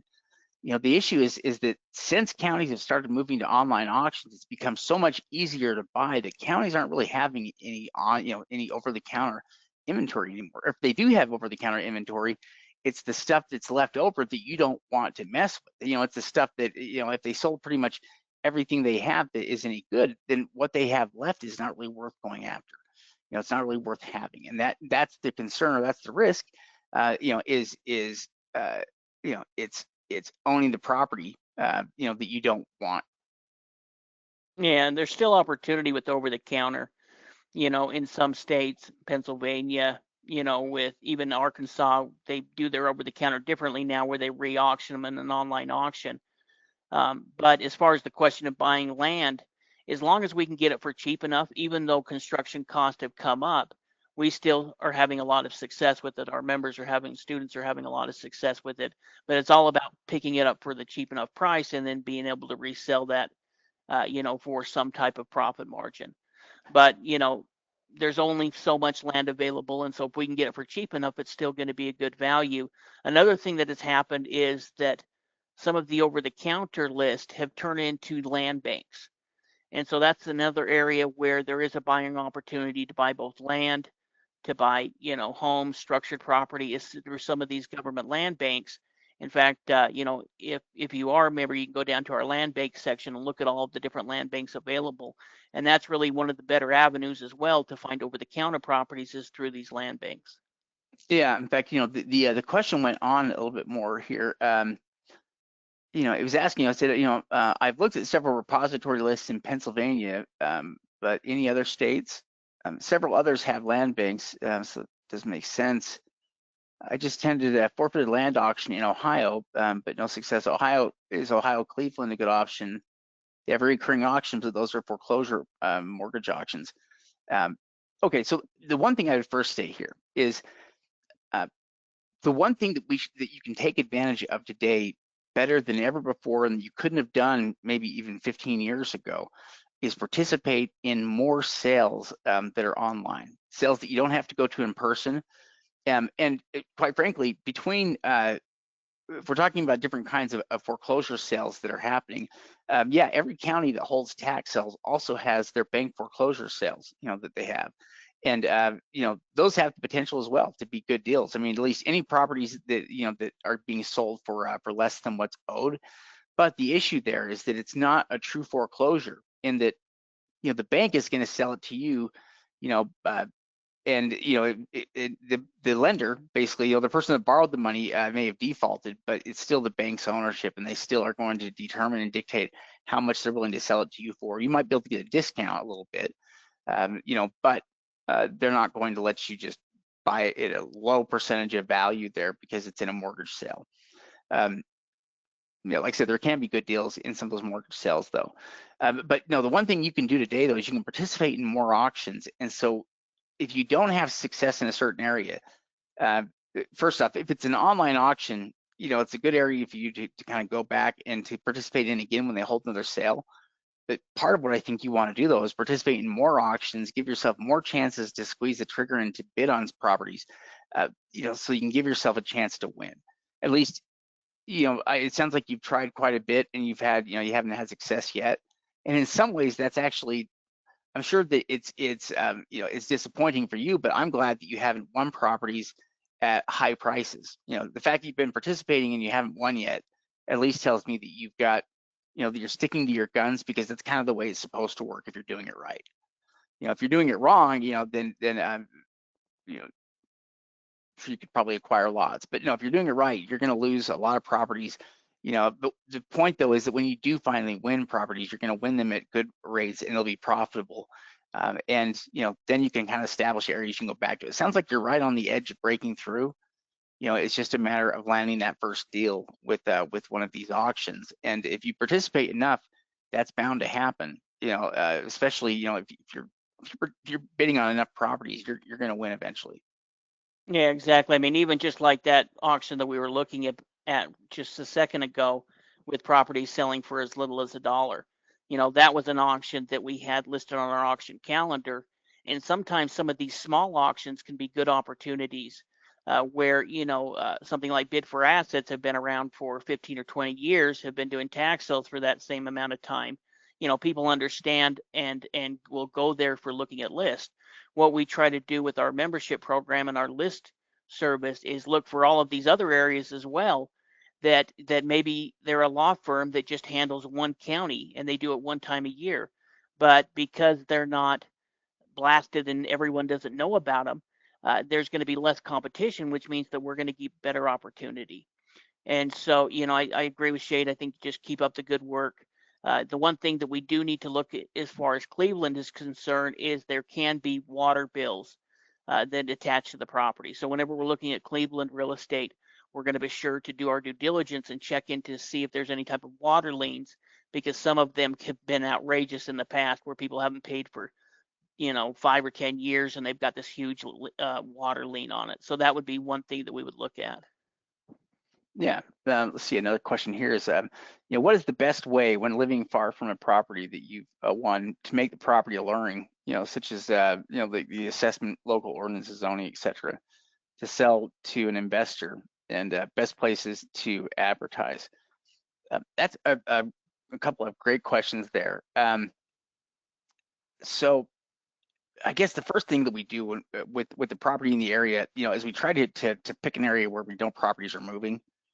So we try to check for that when we're looking into the market, and we see about how many properties are selling and about where our price point is at with our property compared to other properties in the area.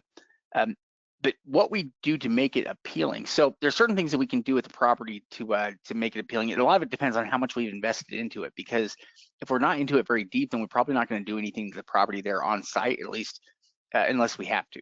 Unless we have to do something. So if it's land, we may not do anything there with it. A lot of times we don't unless we need to. If it's a home, then that's different. We need to improve. Basically, we need to make it alluring to buyers, and that's where we're going to do a lot of work, like try to get the landscaping cut down, try to get the property looking more presentable, for curb appeal, essentially.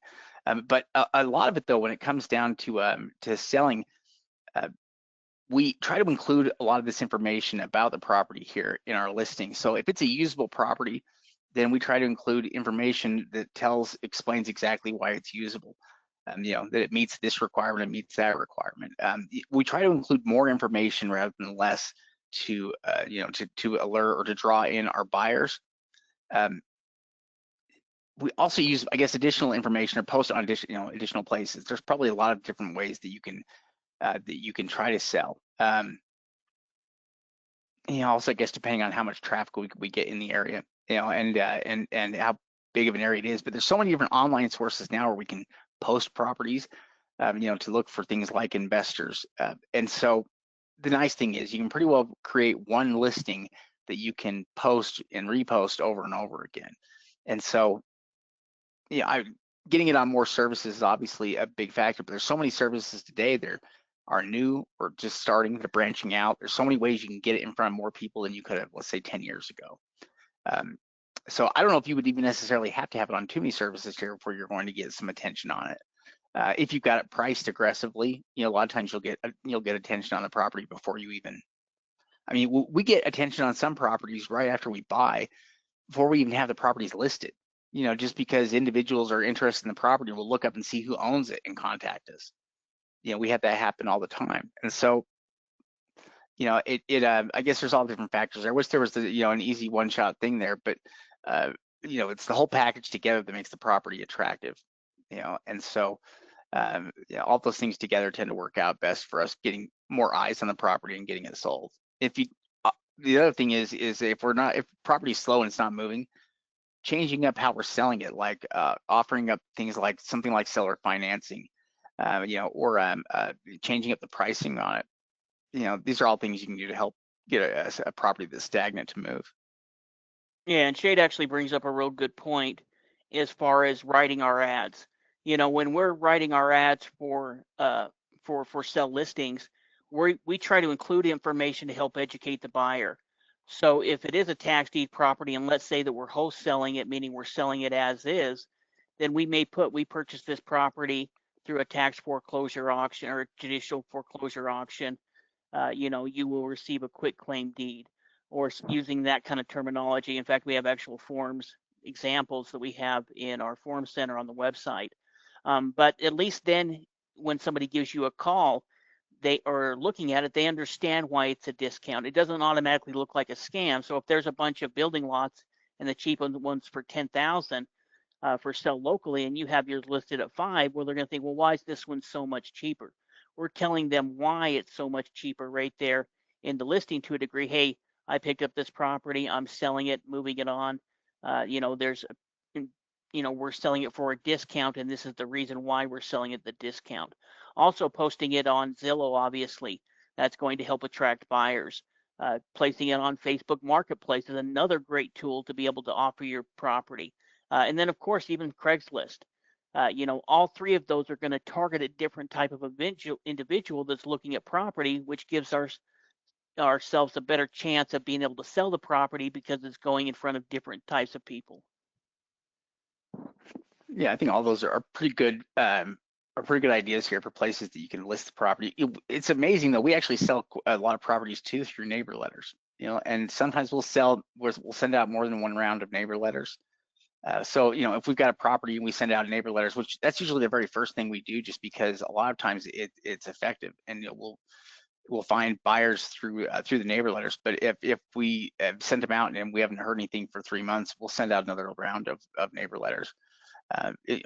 Maybe just to let them know that we're changing up something, or we're going to offer seller financing, or we're going to do something to make it more attractive. The other thing is, if we list properties at like 50% of what they're estimated to be worth, we tend to attract investors anyway. So a lot of our ability to attract investors kind of depends on how we have the property priced out. And if we have it priced out, way under market value, it tends to be investors that are usually interested anyway. And yeah, and if we price it closer to market, then I think we're usually looking for more of like we're going to deal with more with buyers, more like retail buyers, than we will necessarily investors. At least that's been our experience with our pricing.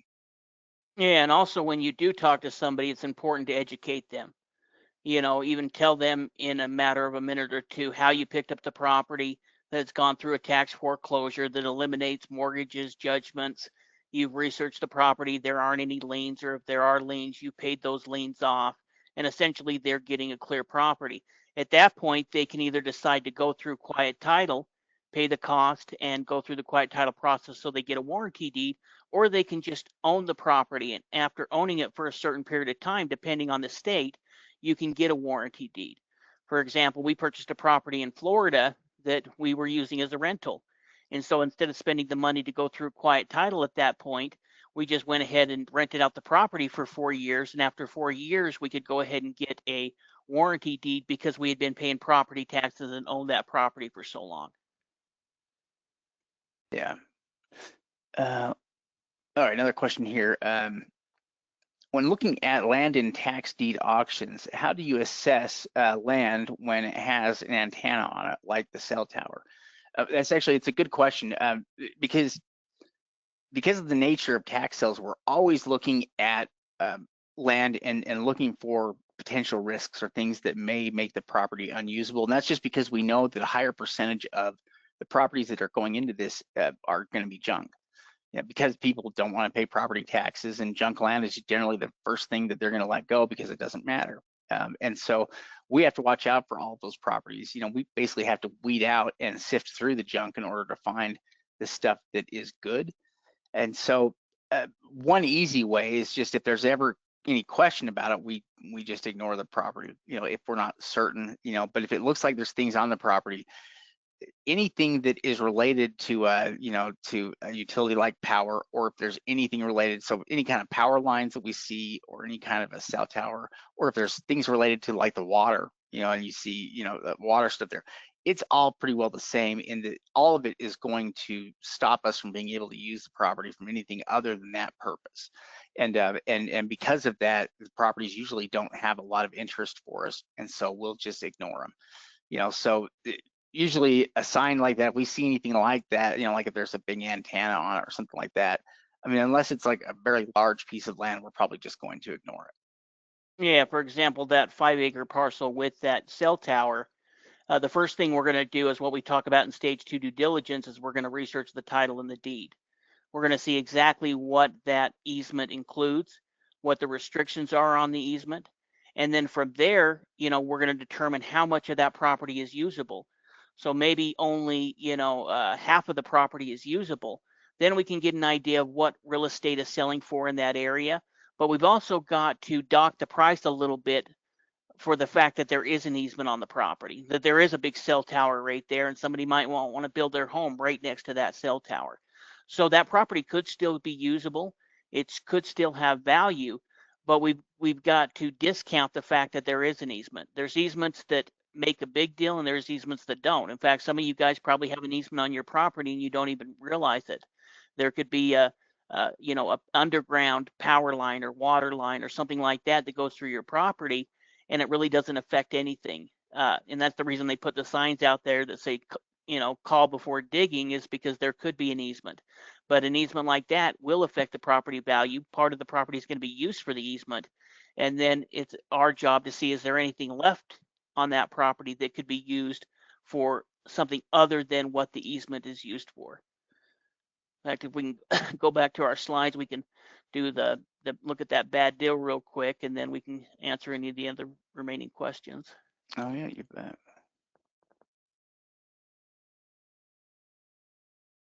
In addition to showing you guys good deals, we like to review, bad deals as well, where we don't know what the investor was thinking, because it's a good way to show you how to avoid risk. In fact, we did one, and we put a video out on YouTube just recently, and we also talked with our students before we did that about a beach house in Michigan that essentially the investor lost anywhere between $600,000 to $800,000 on it by overbuying and overpaying. Yeah, I mean, lots of mistakes you can make. We've talked a lot about the pricing on it, and how our bidding percentages are so important. And you can tell that all that went right out the window. This person didn't have any kind of a plan about what they were wanting to pay. They were just going to win the property, and unfortunately for them, they were bidding against somebody else that must have had the same idea, and that's how you get a property that can bid all the way up there to pretty much market value. And even then, the only reason they don't pay more is just because, they at least have the sense to know that it's not worth more than market, but up until that, though, again, no real idea here, about what they're doing. And so, yeah, this person pretty well, they paid close to $1 million. I mean, they paid, nearly $800,000 cash just for the property. Then they have all these fees, that probably amount to, close to $100,000 in fees, and the property is probably valued at about $900,000. And so the real issue here is that they've put nearly $1 million into a property that they can't even see the inside of. I mean, they could very well they could go inside. This property was built in 1937. Maybe it hasn't been remodeled since 1964. They wouldn't know that yet, just because they can't see inside it. They're having to assume a lot. They have to assume everything about this property and the inside of it, because we know nothing about it. And that is a pretty risky step when you pay that much, for a property, that could be in need of several $100,000 worth of work. You never really know, until you get into it. So yeah, my guess is on this property that, they're going to lose money on any of the work that they have to do on the inside of it. Just because I don't know that it's going to be worth much more than $900,000 when they're done. So if they have to sink $100,000 into it, that's just going to be another $100,000 they lose. Yeah, exactly. And in this type of neighborhood, this is a neighborhood that has close to $1 million homes on it. And so if we're talking about rehabbing the property, you can't just go in there and do what we call lipstick rehab. You're not going to be able to sell the property. All of the properties that are selling for probably, $800,000 to $1 million on this street are upgraded, have nice furnishing, nice woodwork, because that's what that properties within this area are going to require to be able to sell it for market value within that area. And so automatically in buying this property, and if they try to resell it, maybe they can only sell it for 750 or 700,000, which is automatically going to make them lose 250,000. Let's say they put an additional 100 grand into rehabbing the property. It's got some size to it. We can see it's 4 bedroom, 3 bath, 2,300 square feet. So it's a larger property. That means it's going to cost a lot more to rehab a property of that size. And so they could easily put an additional $100,000, $200,000 into the property where they've already paid more than the property is valued at. So yet we don't think there's a real way that the investor that purchased this home, even though it may be in a good area, can make money on the property because they overpaid for it at the auction. and they still have all of those rehab costs that are going to be on top of it. Yeah, I mean, if we were to go and look at, at what's selling in this area, to compare this to, I guarantee that most of the properties we're going to find in this price range are going to look amazing.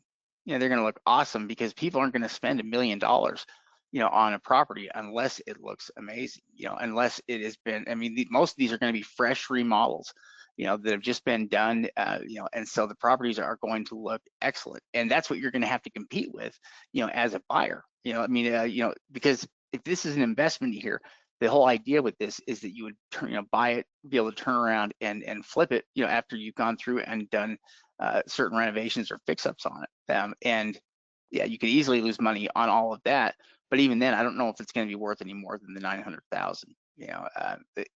Even if you did special things to it and you could increase the value, you're probably not going to increase it any more than what you're putting into it, in order to do it. So yeah, that's the real challenge here, is they haven't really left themselves any kind of a profitability, no cushion here for profitability, where they're pretty much selling the property for what they paid right now, and that's if they don't put any money into it. If they do put money into it, then they're going to start losing. But yeah, definitely not the direction of things you want to do. No, exactly. Let's see, we got a couple more questions here. Let me just answer them. Let's see. Okay, have you invested in foreclosable tax liens in the past? I briefly hear people speak on the topic, but there is not much information available on how to get started. Is it true that a tax lien can be in the county inventory, and once purchased, it can be immediately sold? So I think what we're talking about here are over-the-counter tax liens would be what I think you're talking about. And it sounds like what you're talking about would be over-the-counter tax liens that have been sitting on the books for longer than the redemption period is. So in other words, they have redemption periods that have expired and they're eligible for foreclosure. Some of this stuff, it might be true. I mean, at least in some ways. Technically, it might be true in that, yeah, there are properties, that is how it works. But you don't necessarily have a lot of over-the-counter liens that are just sitting there so much in states, because most of the states that offer liens will, offer those liens up publicly. Investors can buy them, and then the investors, once the redemption period expires, if the investor hasn't been paid back, then they can start to pursue foreclosure, on those individual properties. And again, that basically just gives the opportunity for the owner to either pay off delinquent taxes, or the redemption period expires, and so the lien holder at that point can foreclose on the properties for what's owed in delinquent taxes and fees. So yeah, it is doable, but the issue is that the over-the-counter liens were really more they were a product of auctions prior to the internet. They were a product of counties trying to hold auctions and having more property available than they really had investors that were showing up to buy. And that's not so much a problem we have anymore now that auctions are moving online. And because of that, also a lot of the over-the-counter inventory that maybe existed in the past is also probably going to go away. Now, not everywhere. There's probably still areas where they're conducting their sales live and in person, and they still don't have a lot of people, attending it. And there may be over-the-counter opportunities in some of those areas, with tax lien states. But I don't know if I would say I'm trying to think about states here where you could potentially do it here. Well, a state could be like Nebraska, for example. Only one county in Nebraska has their auction taking place online. So that could be an area. South Carolina, those auctions aren't held online. So there could be an opportunity. So whenever we're looking at it, there's even a couple of Florida counties that don't have online auction tax lien sales. Most of them do. So when we are looking for over the counters that we might be able to start the foreclosure on process quicker, it's going to be those areas where, and the states where online auctions aren't taking place. Indiana is another state where they don't have all of their online auctions, all of their counties using online auctions. So those are going to be the states that we would probably target. We have had students acquire property through tax lien certificates. We had one student that acquired a really nice property in Colorado. We had another student that acquired property in Maryland, actually a couple of different properties in Maryland, through purchasing over-the-counter tax liens and then waiting out the rest of the redemption period and then starting the foreclosure. But Shade's right, with a lot of these tax lien auctions coming online, that means that there's going to be less people, or there's going to be less over the counters, just by the fact that anyone can bid on these properties. So if it makes sense, it's a usable property where something like a building lot might have been ignored in the past because they were limited by how many people attended the live sale. Now it's an online sale, that's going to open it up to a lot more people to bid on them. There was a question about where, what state and county were these properties auctioned off at, and this is the, this is the state and county right here. So it's Vanderburgh County, Indiana.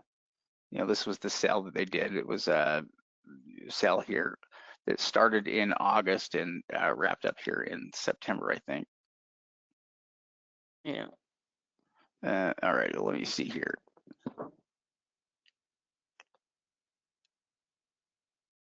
Let's see. Okay, now I use a guy on Fiverr who does pretty in-depth property title searches for each property for $10. Is there anything else you could recommend?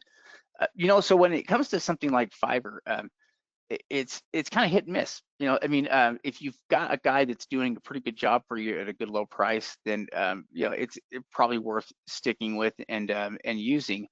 Generally, though, when it comes to the steps that we use to kind of research the title, a lot of the people on Fiverr are going to be using the same resources you would use.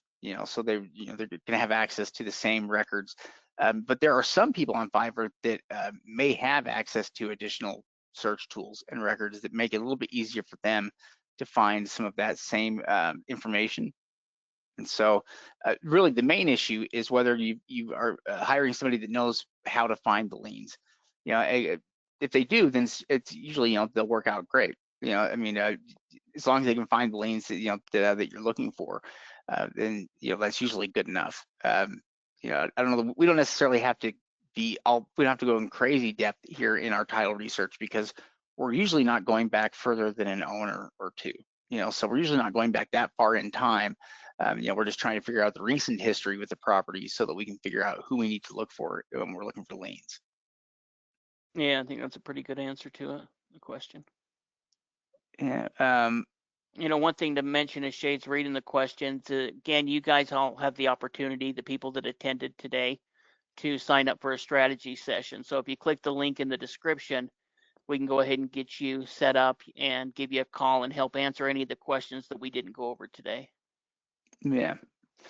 Okay, let's see other questions here. Okay, so if there's a property for sale I found, and it's a 3-bedroom, 2-bath, 5 acres for $150,000, not a tax lien, is there a way to contact or to contract that and sell it to an investor, or rent it to own, then buy and take over the note? Is that a great way to start, or the auctions first? So yeah, actually what you're talking about there is what we would call a pre-foreclosure with tax sales, and they exist just like they do with bank foreclosures. So when we first started, when Steve was first working as a real estate agent, he worked in his office with a guy that had been a real estate agent, but basically had quit being an agent, let his license lapse because he was a full-time investor. And what he was investing in was what he called notice of defaults. And what this was, as soon as somebody would default on their mortgage, the mortgage company fills out, a default notice and turns it in there with the county. He would go and get those county notices of, the defaults. And then from there, just because you have a bunch of defaults doesn't mean that you necessarily have deals. He would pull up the properties, and then he would do the research to figure out how much was owed on each one of these properties for their mortgage. So if if the property was upside down, or if there was more money owed on the property, basically, or there was no money to be made, so if there was $200,000 mortgage on a $200,000 home, he would just ignore those because there wasn't anything he could do. But if there was properties there where it was a $60,000 mortgage on a $200,000 home, then that would be an individual that he would reach out and contact to try to put a deal together. And it's the same concept with tax sale properties. We have a list of individuals, they're about to lose their properties, with any of the tax sale lists that we're looking at. There's nothing stopping you from being able to make contact with that individual and make some kind of an agreement with them on their property outside of the sale.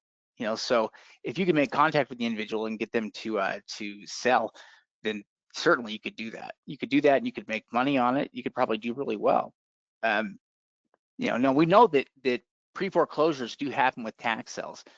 There's no doubt about it. They do happen, and you could certainly use it as a strategy to try to pick up properties here before the sale. And as long as you pay off the property taxes, there are certain advantages to it even.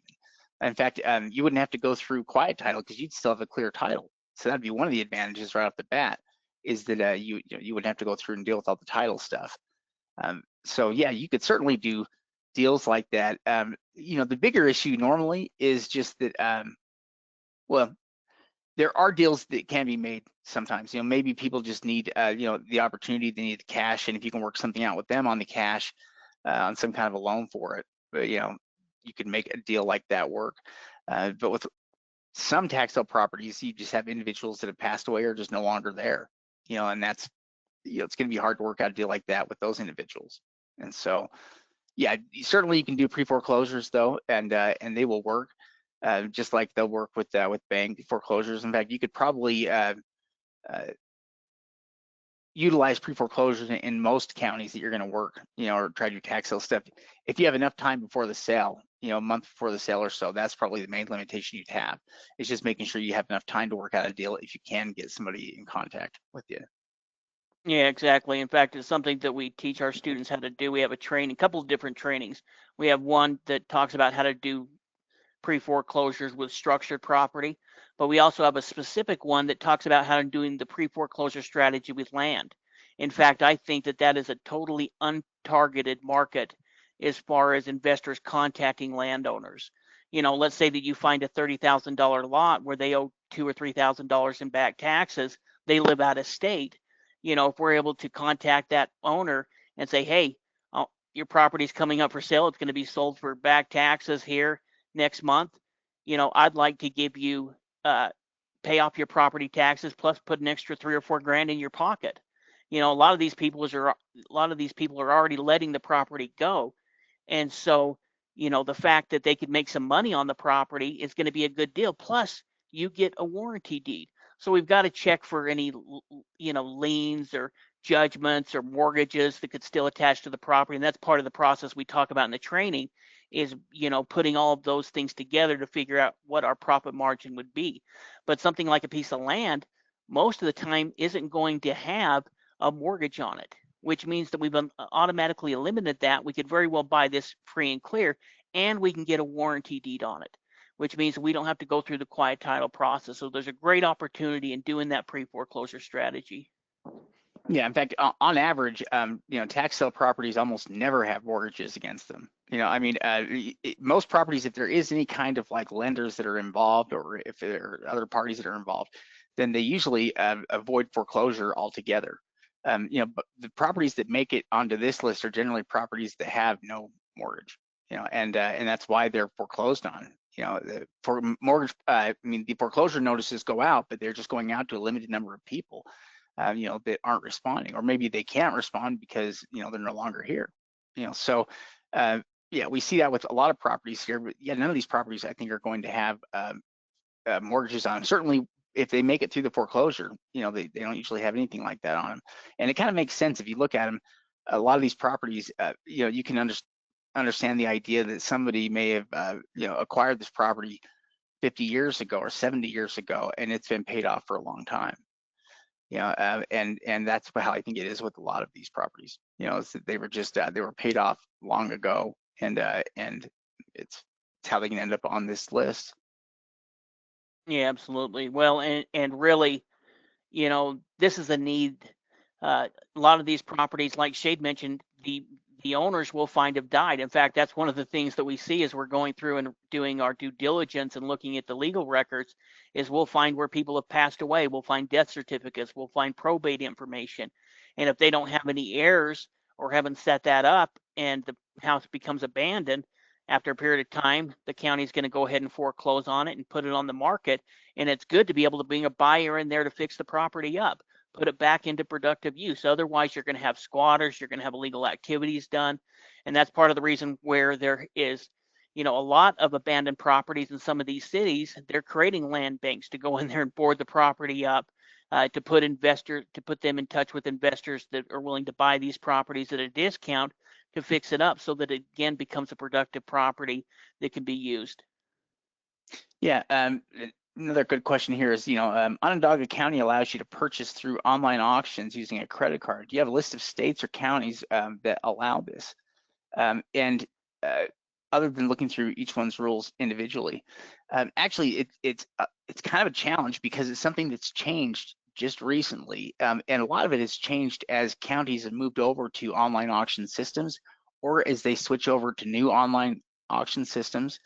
We've seen a lot of counties change their official policies for the funds that they collect and what they're willing to accept.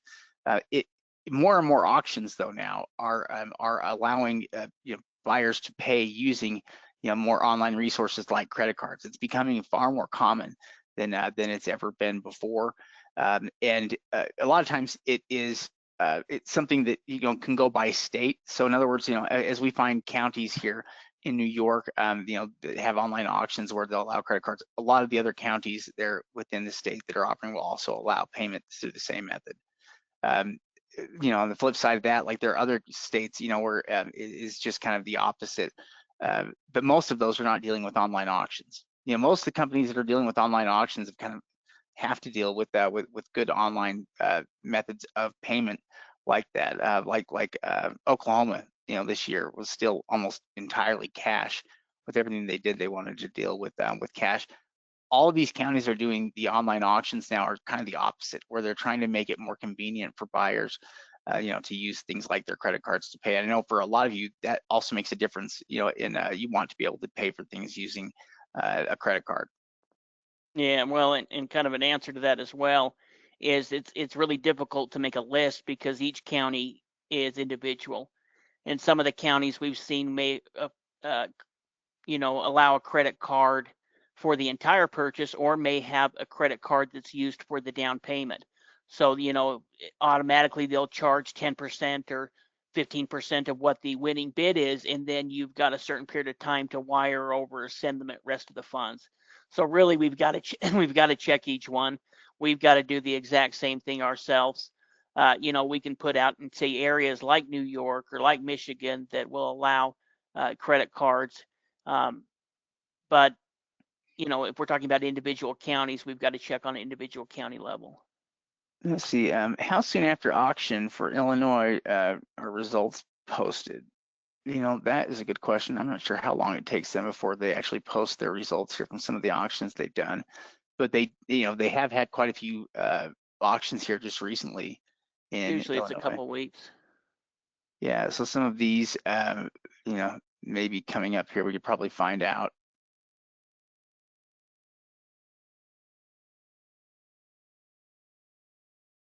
Those are all the ones coming up here. We need to go to the ones that are past here.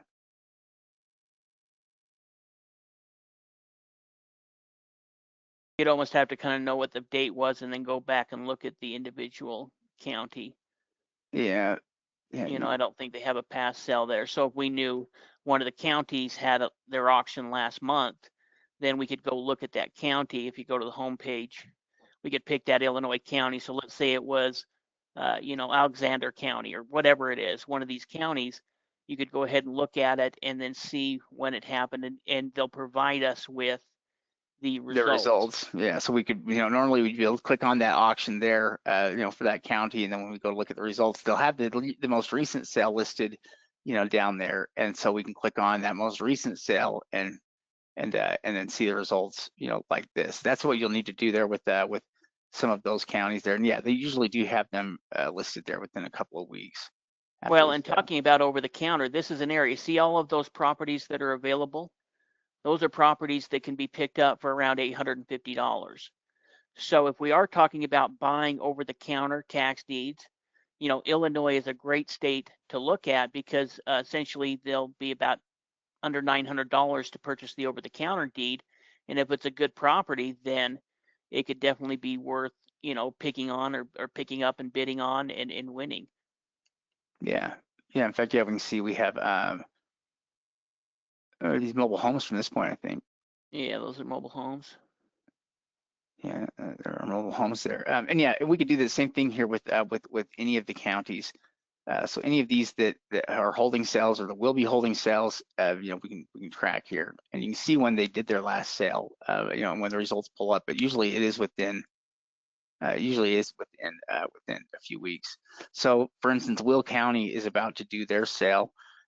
We can see they have their sale listed there from 10/18 of last year. They're doing their sale around the same time this year. And so that will be up here pretty soon. But you could basically click on this, and within a couple of weeks here, it should be available, and you should be able to see the results here of the 10/25 sale and what's still available. Yeah, definitely. Okay, let's see. Land perk tests, etc. What's needed? What town needs to be able to show potential investors it's a good building lot? Oh, so it's a good question. We don't usually, so I guess when it comes to things like a perk test, it's usually a step that builders are going to go through, the property owner will go through before they do construction on their property. But it's not necessarily a test that we do often unless we're trying to develop the lot ourselves. We usually will allow that for the property owner. And normally perk tests are not a problem with most lots, unless you have a lot that's really wet or has standing water or something, and then you could have an issue there with water, just like you could with any lot if there's water issues there with it. But yeah, we don't normally do the perk test. Normally what we'll do to check for usability is we're just checking the zoning requirements. So whatever it is that the zoning has listed as a mandated requirement for that zoning district or for that zoning qualification or classification. So residential 1, if it's R1 residential, there should be a square footage requirement. And there may be something like a width requirement or depth requirement, whatever it is. That's usually what we're basing our decision to buy on. And then when we turn around and sell, what we're usually including in that is just our knowledge that the property is usable. And so we might include, the information there about what the requirements are for use in terms of, how many square feet does it need to be? It's this many square feet, which it reaches, for usability. We might list some of that information in our ad itself to let the buyer know as they're reading through it that it's a good usable property, and here's why. Yeah, another thing to consider is that perk tests really have to do with building or installing a septic system. And so, that's the reason why you need a perk test in those kind of situations, is because they're going to be putting a septic system in the ground. So if we're looking at a lot of our building lots are in town limits, well, that means they're going to be able to be connected to the town sewer system. And if that's the case, we don't need a septic tank. So really, perk tests are going to be involved in more rural counties. And like Shay said, we're usually just going to sell it and let the buyer decide to do that. But if we were looking to get a higher price, maybe we're going through quiet title, we wanted to try to get our very best price on the property, and it's a more rural property that requires a septic system, that may be the one time that we would go ahead and have a perk test done. But if it's in the middle of town, it doesn't make any sense. You don't need it because they're not going to be doing a septic system. Yeah. When wholesaling properties, after how many days do you start to think about changing your price or marketing strategy?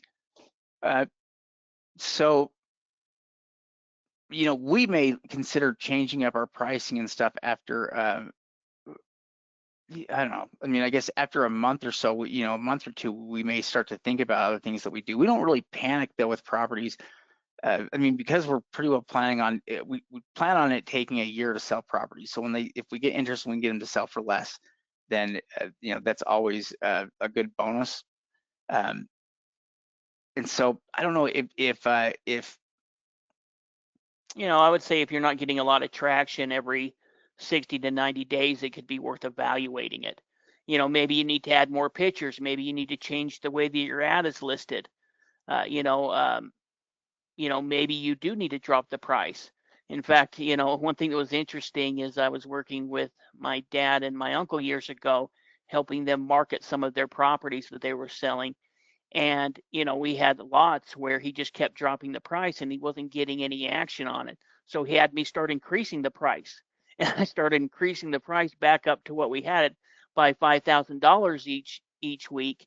And suddenly he had a rush of buyers that had been looking at the actual lots or looking at these properties and interested in them. But now as they're starting to jump up in price, that actually created urgency and they were able to sell these lots. I couldn't believe it.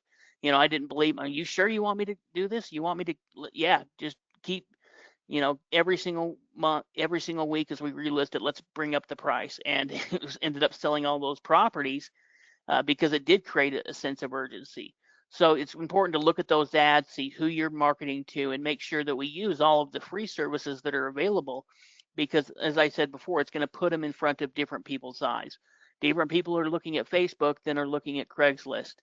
And there's probably different people looking at Zillow that are looking at Craigslist or Facebook. So, by using those different resources, we're at least getting it out to as many people as possible.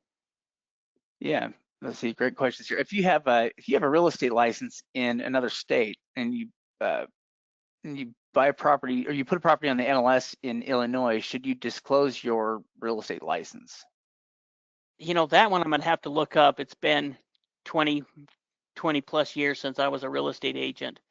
So I'd probably have to Google that one and find out for sure. Yeah, I don't know either. I don't know how applicable it is or exactly when it is that you're supposed to disclose versus not disclose. That is a good question. Yeah, I could see it either way. I could see that it doesn't make a difference out of state, and maybe it does. Would probably have to do a little bit more research into answering that one. Yeah, and yeah, we'll definitely have a replay out for everybody to view. So yeah, if you were just able to get on late, then yeah, we'll have a replay out so that you can review that and get the parts that you missed. Absolutely. Well, if we're not able to answer all your questions, if you have additional questions, go ahead and sign up for the strategy call. You can talk to one of our trainers. They can help answer any of those additional questions that you may have. Yeah, and on the credit card question there, Grace, I'm not sure, other than going to individual sites to check, we kind of have to do the same thing right now because it's changing with each one. So, but if it's an online auction, you definitely have a much higher chance of them accepting credit cards because it's usually the online auctions that are doing it. So that's one of the things we look at is, with the online auctions. From there though, it's from auction provider to auction provider. And so, we're not usually going to know unless we look there in their auction terms. And even then, sometimes we have to dig into it a little bit to figure out, within their terms that they'll accept, the credit cards and you can pay with them. Yeah, definitely. Yeah, I think that is everything. But yeah, thank you everybody for joining us here for this. And we look forward to doing it again here soon. And yeah, like Steve said, if we didn't get to your questions, feel free to send those in. We'd love to get to them. Yeah, absolutely. Thanks again, everyone. We appreciate you. See you later.